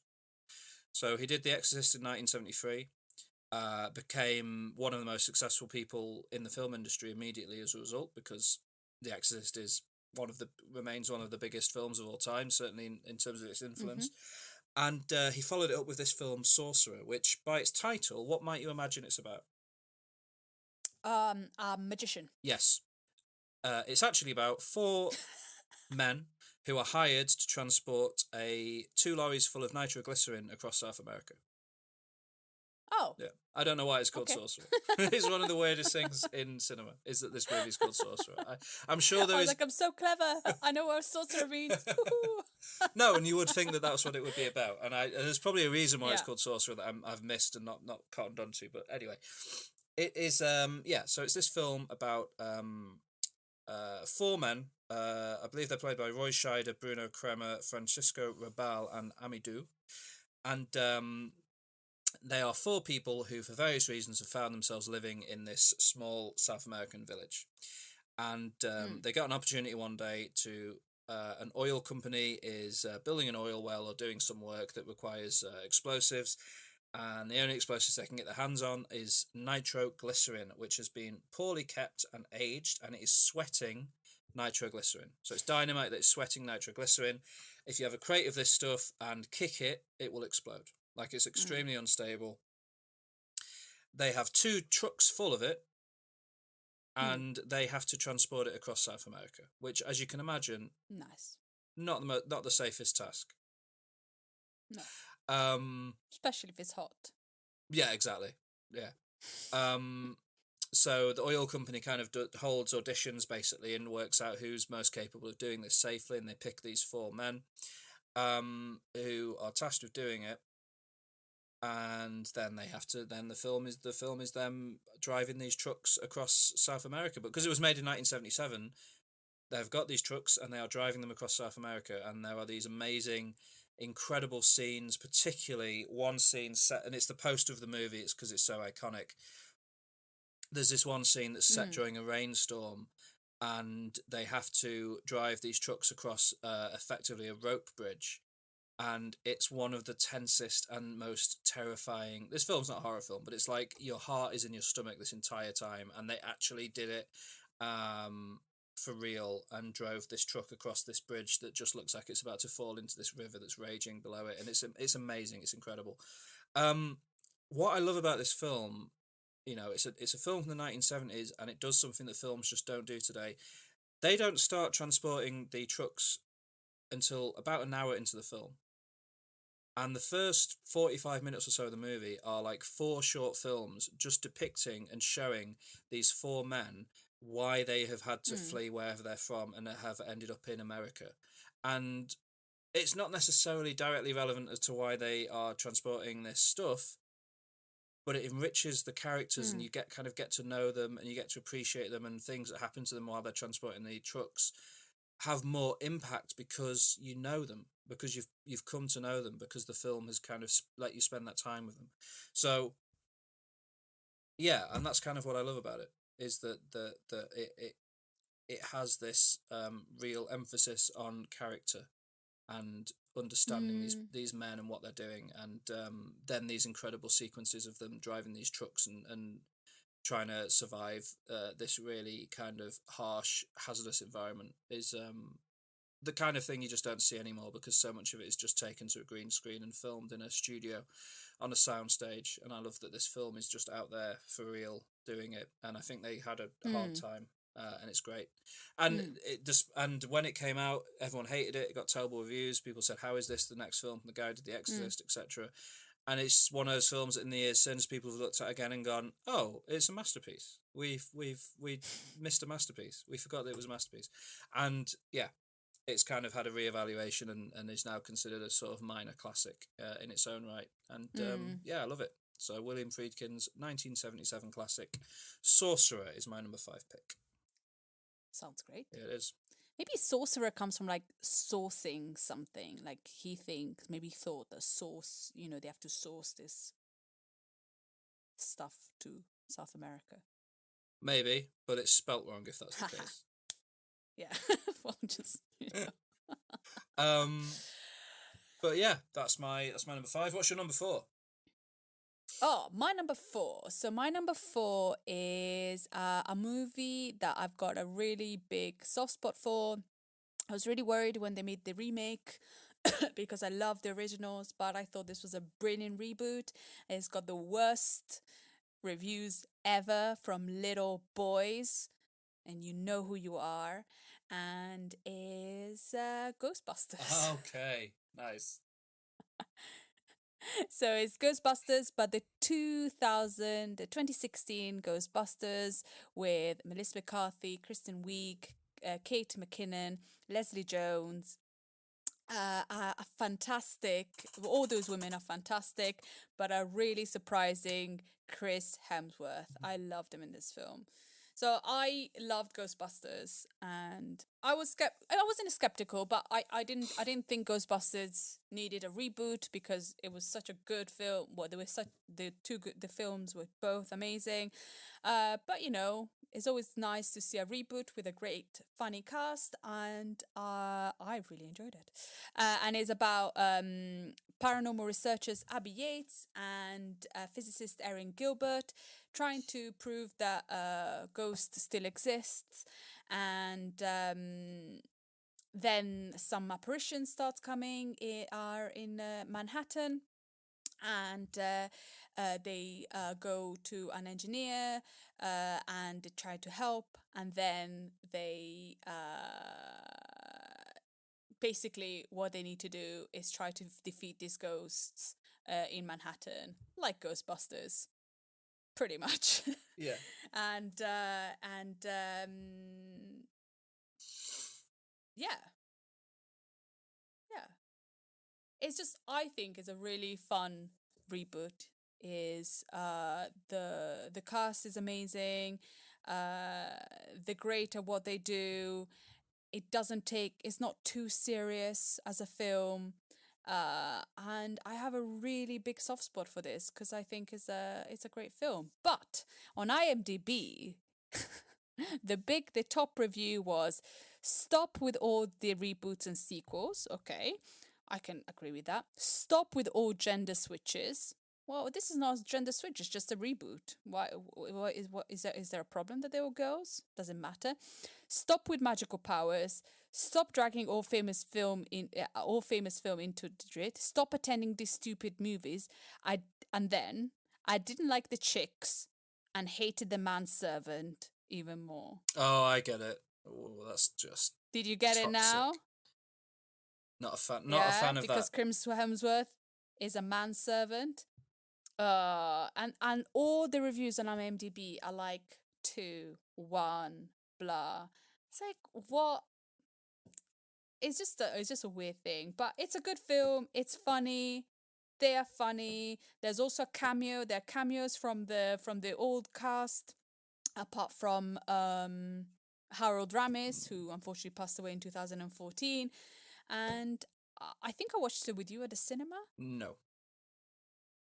No? No. I Who did I watch it with? don't know, but I saw this for the first time when I was in England. For sure. Ah, okay. So I remember. I watched it with my sister then. Yeah. Where was I living? I remember. What? But yeah, I loved it. And I have a real soft spot for it because I also love the actresses. And yeah, I think it's a good reboot. Yeah. I think the worst thing about it is the cameos from the original cast members, personally. Maybe. Yeah, maybe. Like, I almost wish it stood on its own more. Yeah, I guess the problem about this film is like it's different from the old ones, but also is relying a little bit on the old ones. Yeah. I think The bits where it veers I too think- close to the originals are where it's sort of, when it's being its own thing, I think Yeah. it's great. I really, really like it. yeah. But I think they wanted to also sell, and that was sold, and it was a reboot. And maybe if it had been successful, maybe they could have done more. Yeah. I don't know. It's a pity. It's a pity that it and didn't so- quite work out, but I'm glad we have that one because it is good. Yeah, and I think it's great, and it's just it's a shame that it didn't do so well because now they're doing another one, and I don't know how I feel about that, but I'm excited to see the new one. I think it'll be interesting. It looks more Yeah. like a Stranger Things riff I wanted on more Ghostbusters. of this one. I know. Though. I was when it finished, I was so excited. I was like, "Oh, there's going to be another one," and no, Well, sometimes it. we can't have nice things, unfortunately. no. But a good pick for your No, number but 4. I approve. It's good. What's your number 4? My number 4 is a 1999 film, which is a remake of a 1932 film, written directed by Stephen Sommers and starring, I love him. He's perfect, and he's on the way back, and I couldn't be happier. Brendan Fraser, Yeah. along with Rachel Weisz, John Hannah, Kevin J. O'Connor, and Arnold Vosloo. It is, of course, The Mummy. Great choice. Ah. Great Oh, choice. it's so good. I just love an adventure movie. What did we talk about a few weeks ago? We talked about Jungle Cruise, which I enjoyed despite not liking some of the cast members in that film. You got Indiana Jones, obviously, but for me, one of the all-time great adventure films, particularly in the like subgenre of like a romantic adventure film, is 1999's The Mummy. Yeah, it's so good. It's just so great. It follows it's like 1926. Follows Evelyn, a librarian and Egyptologist who wants to go and find Hamunaptra, the city of the dead in Egypt, and gets to Egypt and ends up hiring the guide of Rick O'Connell, which is a great classic adventurer name, played by Brendan Fraser, who is going to take her across Egypt and help her find Hamunaptra. But along the way, they might accidentally unleash a terrifying curse upon the people of Egypt and have to deal with Imhotep, the titular mummy. And it's just great. It suffers. I watched it a few weeks ago. It suffers in 2021 very slightly from quite rudimentary CGI, but they sort of do practical stuff where they can, and the CGI, the special effects are passable enough that you can still enjoy the film. It doesn't detract from the film too much, in my opinion. And I watched some behind the scenes stuff on YouTube of them filming it, and there are scenes where Brendan Fraser is fighting a load of animated skeletons and things, and when you watch the behind the scenes footage of what he was actually doing, he was the only physical thing on the set, and he was just miming all of these fight sequences, and the guy worked, like he put himself through serious physical labor to get that movie done, and he's just amazing in it. He's such a charming, heartwarming presence in a movie is Brendan Fraser, and I think this is just a great role for him, and it's just brilliant. You like The Mummy? Yeah, I love The Mummy. It's great, and there's a scene where Brendan Fraser throws a chair at somebody that is one of my favourite moments in cinema. So it's pretty good. It's a pretty good film. I've not seen the sequels in quite a while. I don't think they're quite as good, but yeah, that original film is perfect. And Brendan Fraser, you know, on the set of this film and the other films and all these other movies where he did all these practical stunts, really ravaged his body, had serious health problems, had to leave the industry for a long time. And Is that why? yeah, and well, a few other reasons as well. I think personal life matters and stuff, and he kind of disappeared for a long time. And he's on the way back, looking older and not looking quite the same, but looking happy and looking excited to be back. And there's a very heartwarming video doing the rounds on the internet recently of somebody telling him in an interview how happy people are to see him on the way back, and he looks very sort of heartwarming, and it's just lovely. And he's a great guy, and I'm glad he's on the way back, and he's doing well now, and it's wonderful. Yeah, I really like him. I I remember the first time I saw him was in George of the Jungle. Yeah. That was such a funny film. Yeah, it was. But even do you remember Looney Tunes Back in Action? Did you see that? Yeah. Like even in that movie, which is kind of a bit derided, he just does it. He does his job. He just is great. He also has one of the all-time great guest appearances on TV in his little run in Scrubs, which is one of the most upsetting things I've ever seen. Do you remember? In Scrubs? Yeah, he's in about 3 or 4 episodes of Scrubs. He plays Dr. Cox's friend, and he's always taking photographs. It does ring a bell. And then obviously, you know, something very sad happens because it's Scrubs, and sad things always have to happen. And it's really upsetting, but he's really good at it. Yeah. Oh, I love him. I love Brendan Fraser, and you know, Rachel Weisz and Arnold Vosloo and the rest of the cast are really good, and all of that. And yeah, that's my number 4. What's your number 3? My number 3 is kind of a remake, but also it's kind of like it is a remake, because there have been so many films about the same kind of subject, and I have seen it in a list of remakes. And so I think and you know, there's like, I was looking for how many films on the same subject, and there's been a lot, and the subject is Dracula. Okay. And there's been so many Draculas, so it could be called a remake, reboot, etc., etc. Yeah. But the one I love and adore, and I've seen a lot of times, is 1992 Francis Ford Coppola's Bram Stoker's Dracula. This is the film where I fell in love with Gary Oldman, by the way. But yeah, sure. Yeah, yeah. Presumably not when you Gary... first meet him. Not when you first meet him. Not when you see him. Not when he looks like a wrinkly old bollock. Looks like a sock puppet that's gone through the wash too many times. Not then, but during the day, when he's a nice guy, when he's got long hair and nice little glasses. Yeah. But yeah, great cast. It's got Gary Oldman, Winona Ryder, Anthony Hopkins, Keanu Reeves. I can. And Richard E. Grant, and there's also Monica Bellucci as one of Dracula's brides. Hello. What a woman. Monica, by the way, side note, Vincent Cassel's and Monica Bellucci's daughter, OMG, like, good genes. Check it out. Fair play. Like, she's beautiful, he's beautiful, bam, they made an incredible human. Oh, yeah. Oh, hello. Yeah, that's... Yeah. Those are impressive genes. Those are impressive genes. Like, they have... they should spread them around a little bit, no? Yeah, so this is based on Bram Stoker's novel called Dracula, and so this barrister Jonathan Hawker, played by Keanu Reeves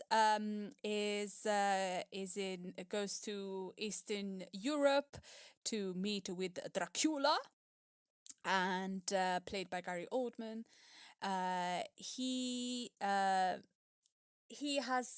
It tells the story how he has become Dracula, which is by when his wife committed suicide. He kind of did something bad to a church and drank blood and whatever, and so it kind of tells the story about how he became Dracula. And this solicitor, played by Keanu Reeves, has this future wife that looks very similar to to Dracula's wife who has died, and she lives in London. So he imprisons Keanu, and he heads to London to try and get with Mina, who looks exactly like his wife who has committed suicide. And in Britain, he starts a reign of seduction and terror, and he kind of drains Mina's best friend. And Keanu, in the meantime, is still in Transylvania and trying to he's imprisoned, but then he manages to escape. Mina goes to Transylvania to marry Keanu, then they go back to London. Well, basically it's the story of Dracula. Yeah. I love this film. It's, I don't know, there's this something about it that is makes Dracula more acceptable as more humane, maybe more of a human. You kind of feel bad for him, the decisions that he makes. He's Dracula because he was suffering. You kind of stop liking the good guys how you're supposed to, but you kind of root for the bad guy, which is Dracula. And Duh. And Duh. I don't know, it's a very, I love this film. And I love Gary Oldman in it, and I think it's not cheesy, it's just a good film. It's well made. It doesn't try to be too theatrical or make Dracula look, of course sometimes Dracula looks like a bollock, but it just seems more like I don't know, it doesn't seem exaggerated. You know what I mean? Yeah. Have you seen it? Nice. I saw it once a very, very long time ago, and I was very young, and I don't remember anything. Yeah, but I remember being a fan of it. Yeah, it's good. Yeah, man. Good choice. Thank you. Thank you. What's your number 3?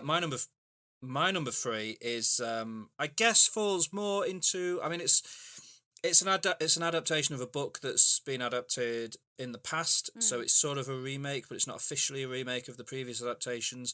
It's more officially a reboot of a franchise. It is a 2006 spy film. It is directed by Martin Campbell, and it stars Daniel Craig in the role of 007 James Bond. It is Casino Royale. Cool. Yeah. In the 90s, Pierce Brosnan took on the Bond franchise and kind of started really well, and then it ended up being driven into its absolute nadir with Die Another Day. And it was very much one after that movie came out and sort of bombed. The Bourne movies came out, and people sort of started to realise that the spy genre, the action genre, was changing. It was becoming more serious, more gritty. That's what people wanted. It was happening with the Batman films. You know, it wasn't. Yeah. People didn't want like quipping and ladies and all those things anymore. They wanted fights where the camera sort of goes right up in the fight. And they wanted people to bleed and look like they were having a difficult time, and all of these things. So they had to do a kind of a full-on reset, and they decided to take it all the way back to the beginning, show how James Bond became a 00 agent, and sort of try and make it gritty and do something new with it. And they hired Daniel Craig, a relative unknown, causing unbelievable controversy, the idea that a blonde man could be James Bond. What? Unbelievable. He's incredible, obviously. We don't even need to talk about it. I love Daniel Craig. He's so good as James Bond. They got Martin Campbell in to direct it. Kind of a wild decision, because Martin Campbell made Goldeneye, the first Pierce Brosnan movie. So,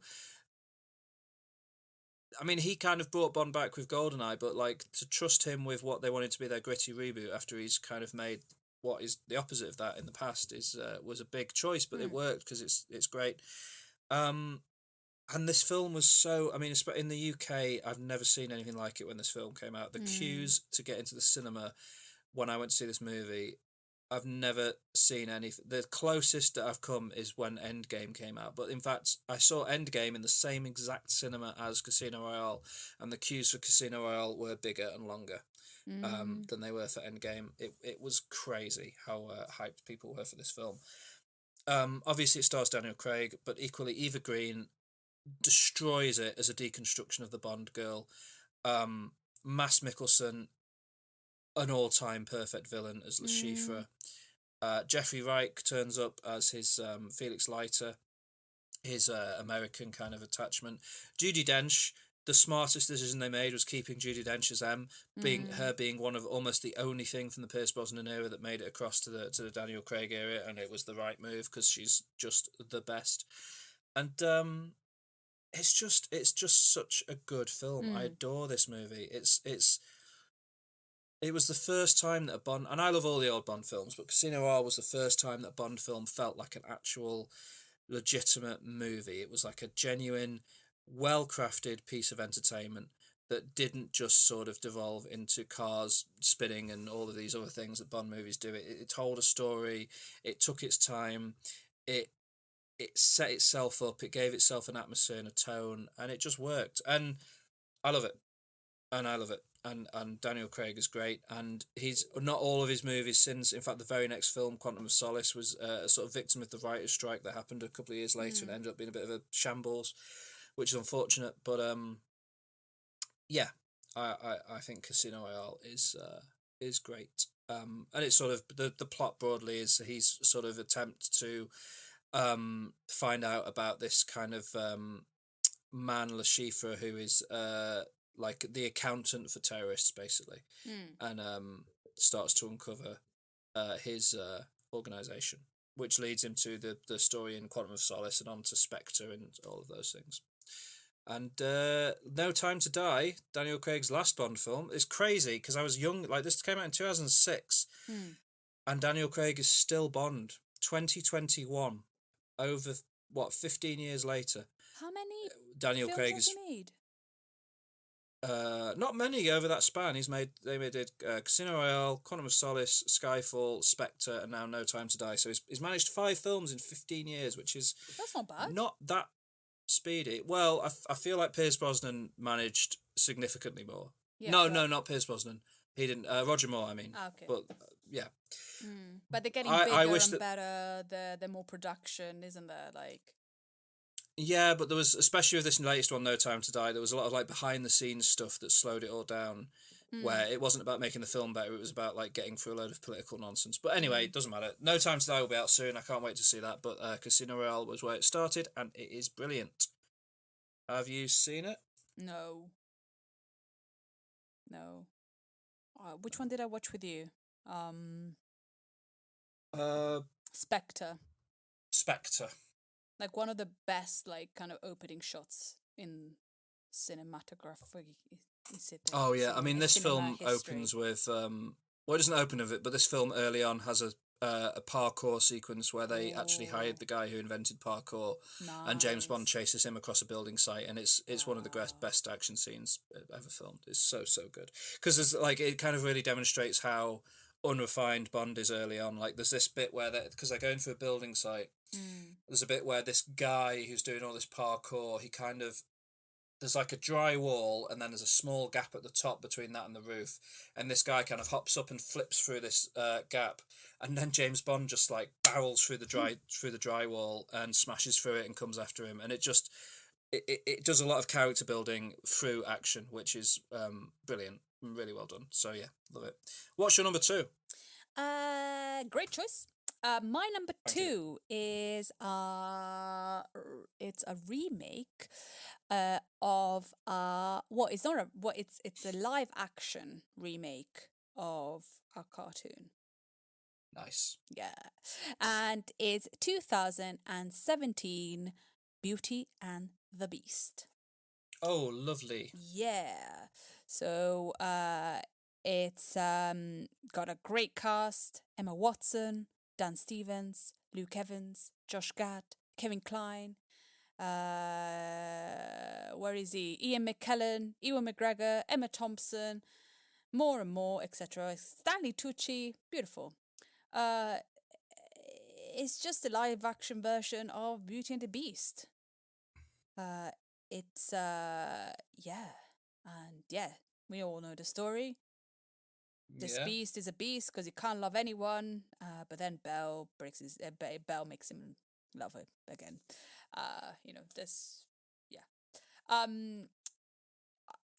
I loved this film. It's so good. I think it's such a good readaptation of the cartoon. I think there've been a lot of misses.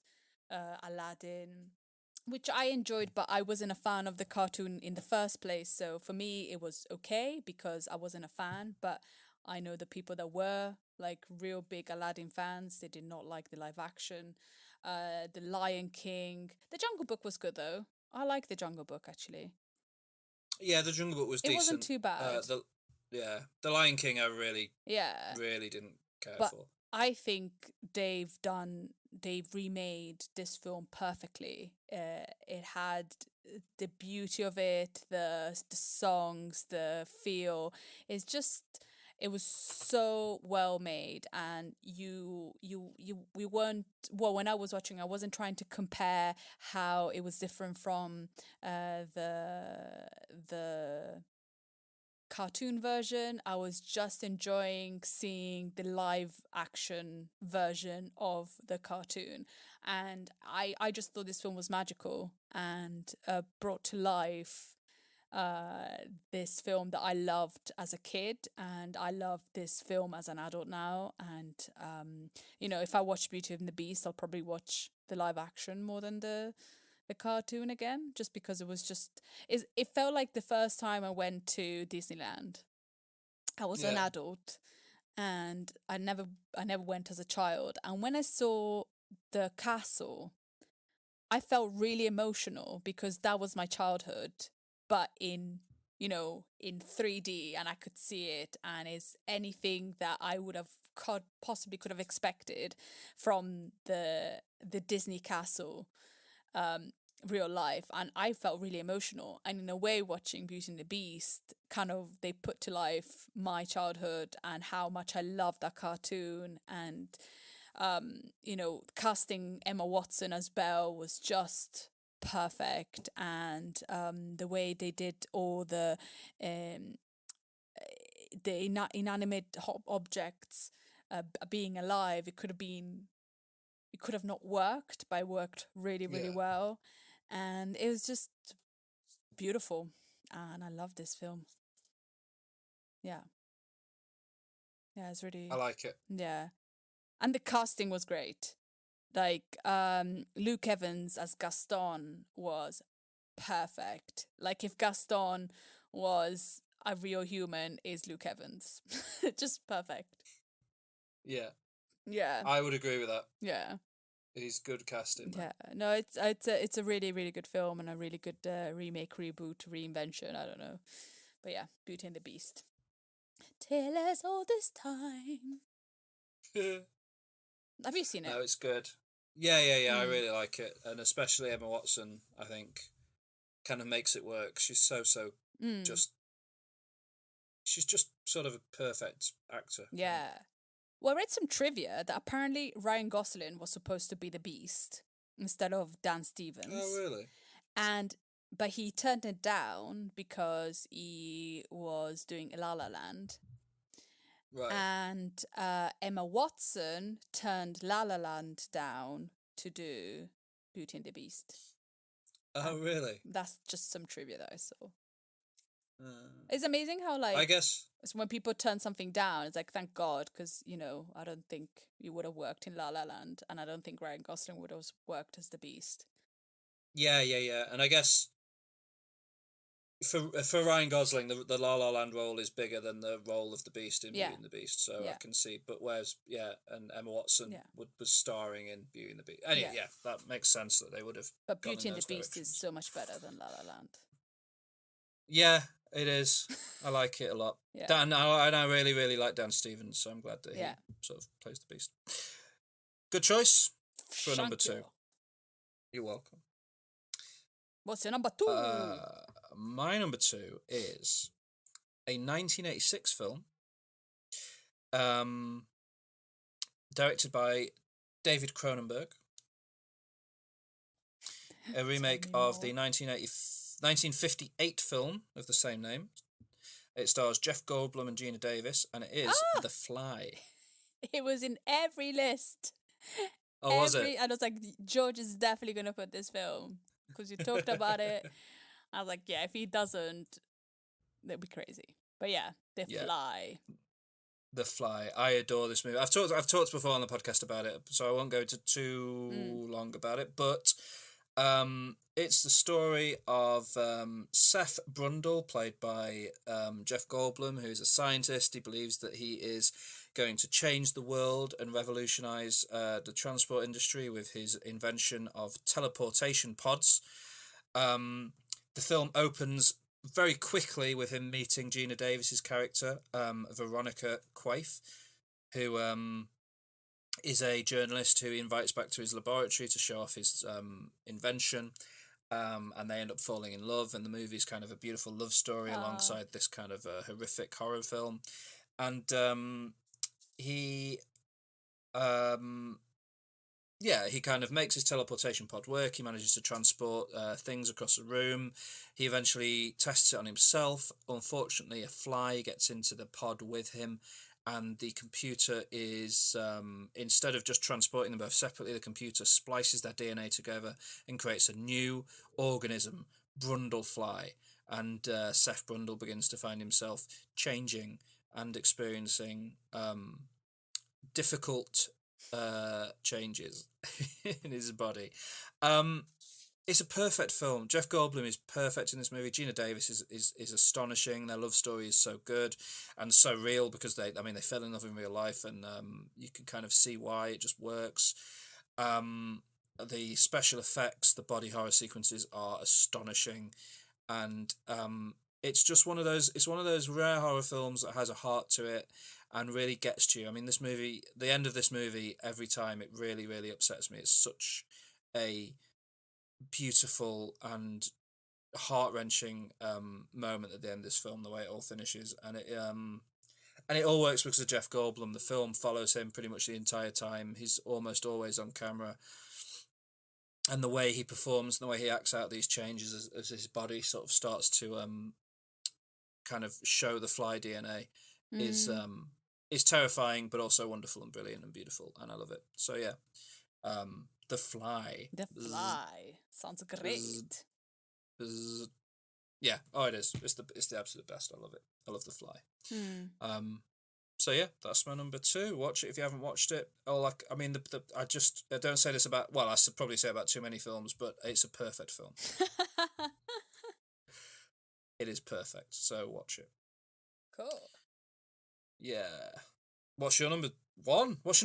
My your number favorite 1 remake is a film that I've spoken about in the podcast before. Is a film that I watched in the past years. It's a 2020 film, and it's an adaptation from a 1996 film, which was an adaptation from a book written by Jane Austen, and the film is Emma. Yes. Nice. So my number 1 is Emma, the 2020 Emma not the 1996 Emma with Gwyneth Paltrow. So Emma, starring my fave Anya Taylor-Joy as Emma, and then the film also has Johnny Flynn, Mia Goth, Angus Imrie, Bill Nighy, Miranda Hart, Rupert Graves, great cast, and it's a story about Emma. It's a comedy, and it's a story about Emma, who is a queen bee. She's rich. Everybody wants to be her, and she has no, she's the queen bee of this little town, and is a social satire of how women need to find men, and she's a matchmaker, so she tries to match her friends with other people that maybe wouldn't work, and it's just a romantic comedy, and it's lovely, and I think is the best readaptation of the book.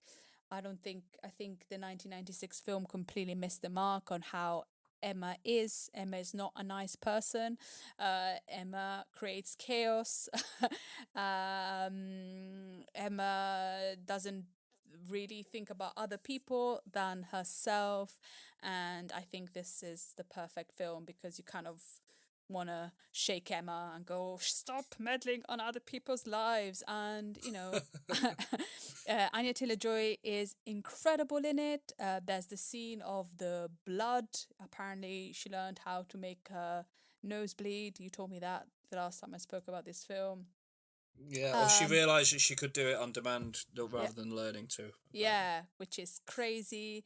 The chemistry between the actors is really good.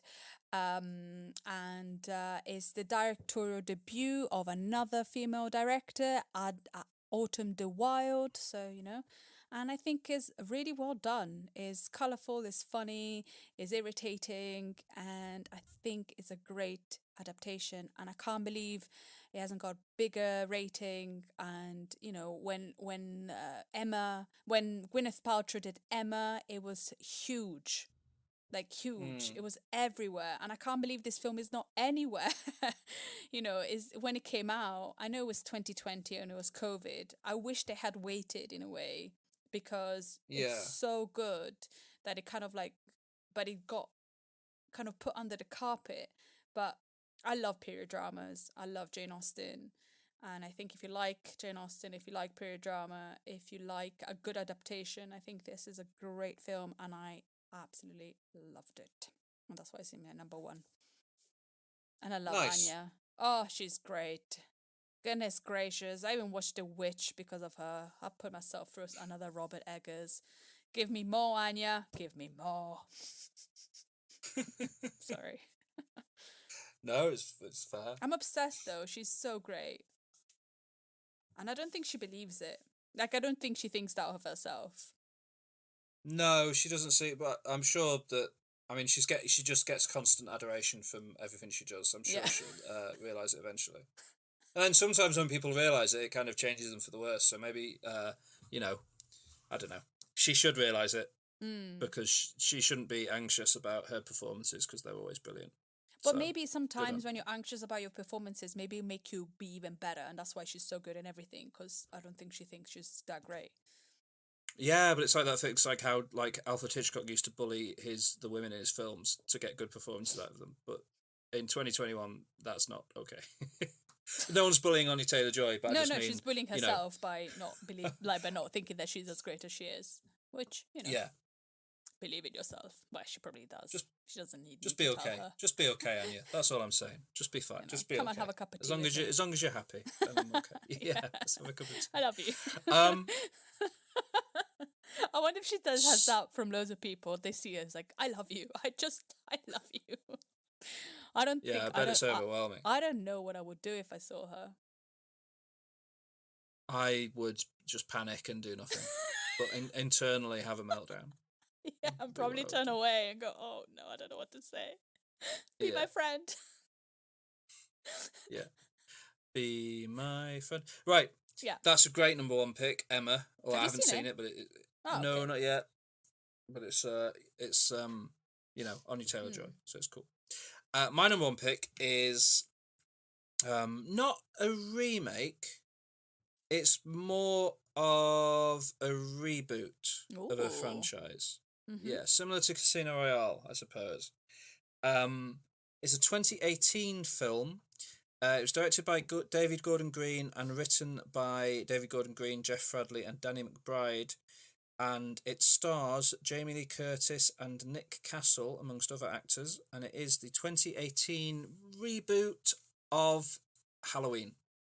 Oh, Mm. awesome. Simply called Halloween. Okay.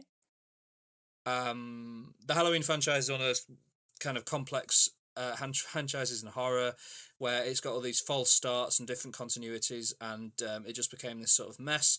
So in 2018 they decided to make a film that was just a sequel to the original film, sort of rebooting the franchise, ignoring all the other sequels. So in a way you could call it a remake of Halloween 2. I don't know, but it fits in. I saw it on a list of remakes and reboots, and it is a reboot. So it sort of picks up the story all these years later after the 1978 events where Michael Myers attempted to murder his sister, Laurie Strode, played by Jamie Lee Curtis. Michael has spent the intervening years in an institution for the criminally insane. Laurie Strode has spent the intervening years traumatized by her experiences and terrified that Michael will escape and come to find her. And of course, in this movie, those exact events play out. And it is kind of it's a slasher movie, but it's just done for me. Some people don't like this film, but I really just love this movie. I think that they made Michael Myers scary again. His mask is perfect. Jamie Lee Curtis is just one of the all-time greats, and she's so good in this film. She knows exactly how to play this character, exactly where she would be all these years later, and how traumatized she would be. And they turn it into a family thing. Her daughter and her granddaughter are both in the movie, and it's great. And there's a sequel coming out in October that I can't wait for, called Halloween Kills. And then next year, a final film will be released called Halloween Ends. And I enjoyed this movie so much that I just can't wait to see where they take it. And John Carpenter, the director of the original film, returned to do the soundtrack to this movie. And the soundtrack is just perfect. And he's released some looks at the soundtrack for the next film. And he's just still on top of his game. I love John Carpenter. And this is just such a good follow-up to his movie, and I love it. So yeah, Will Jamie 2018's Lee Halloween. Curtis come back? Jamie Lee Curtis is in the next one, yeah. I don't know if she'll be in the third one. We'll have to see this one, I guess, to find out. But yeah, Jamie Lee Curtis is returning as Laurie Strode, although I think the focus is going to be on her daughter and granddaughter in the next film. Nice. Yeah. So yeah, that's my number one film. Do you want to go through your top 5 again? Absolutely. So, number 5, Ocean's 11. Number 4, Ghostbusters. Number 3, Bram Stoker's Dracula. Number 2, Beauty and the Beast. And number 1, Emma. Nice list, good picks. My top 5 was number 5, Sorcerer. Number 4, The Mummy. Number 3, Casino Royale. Number 2, The Fly. And number 1, Halloween. Halloween. Do you have any honourable mentions? Yes. So some of my honorable mentions are films that I have spoken about before. So True Grit, Mad Max Fury Road, Little Women, True Lies, The Jackal, The Mummy, Vanilla Sky, The Producers, and Ocean's 8. Nice.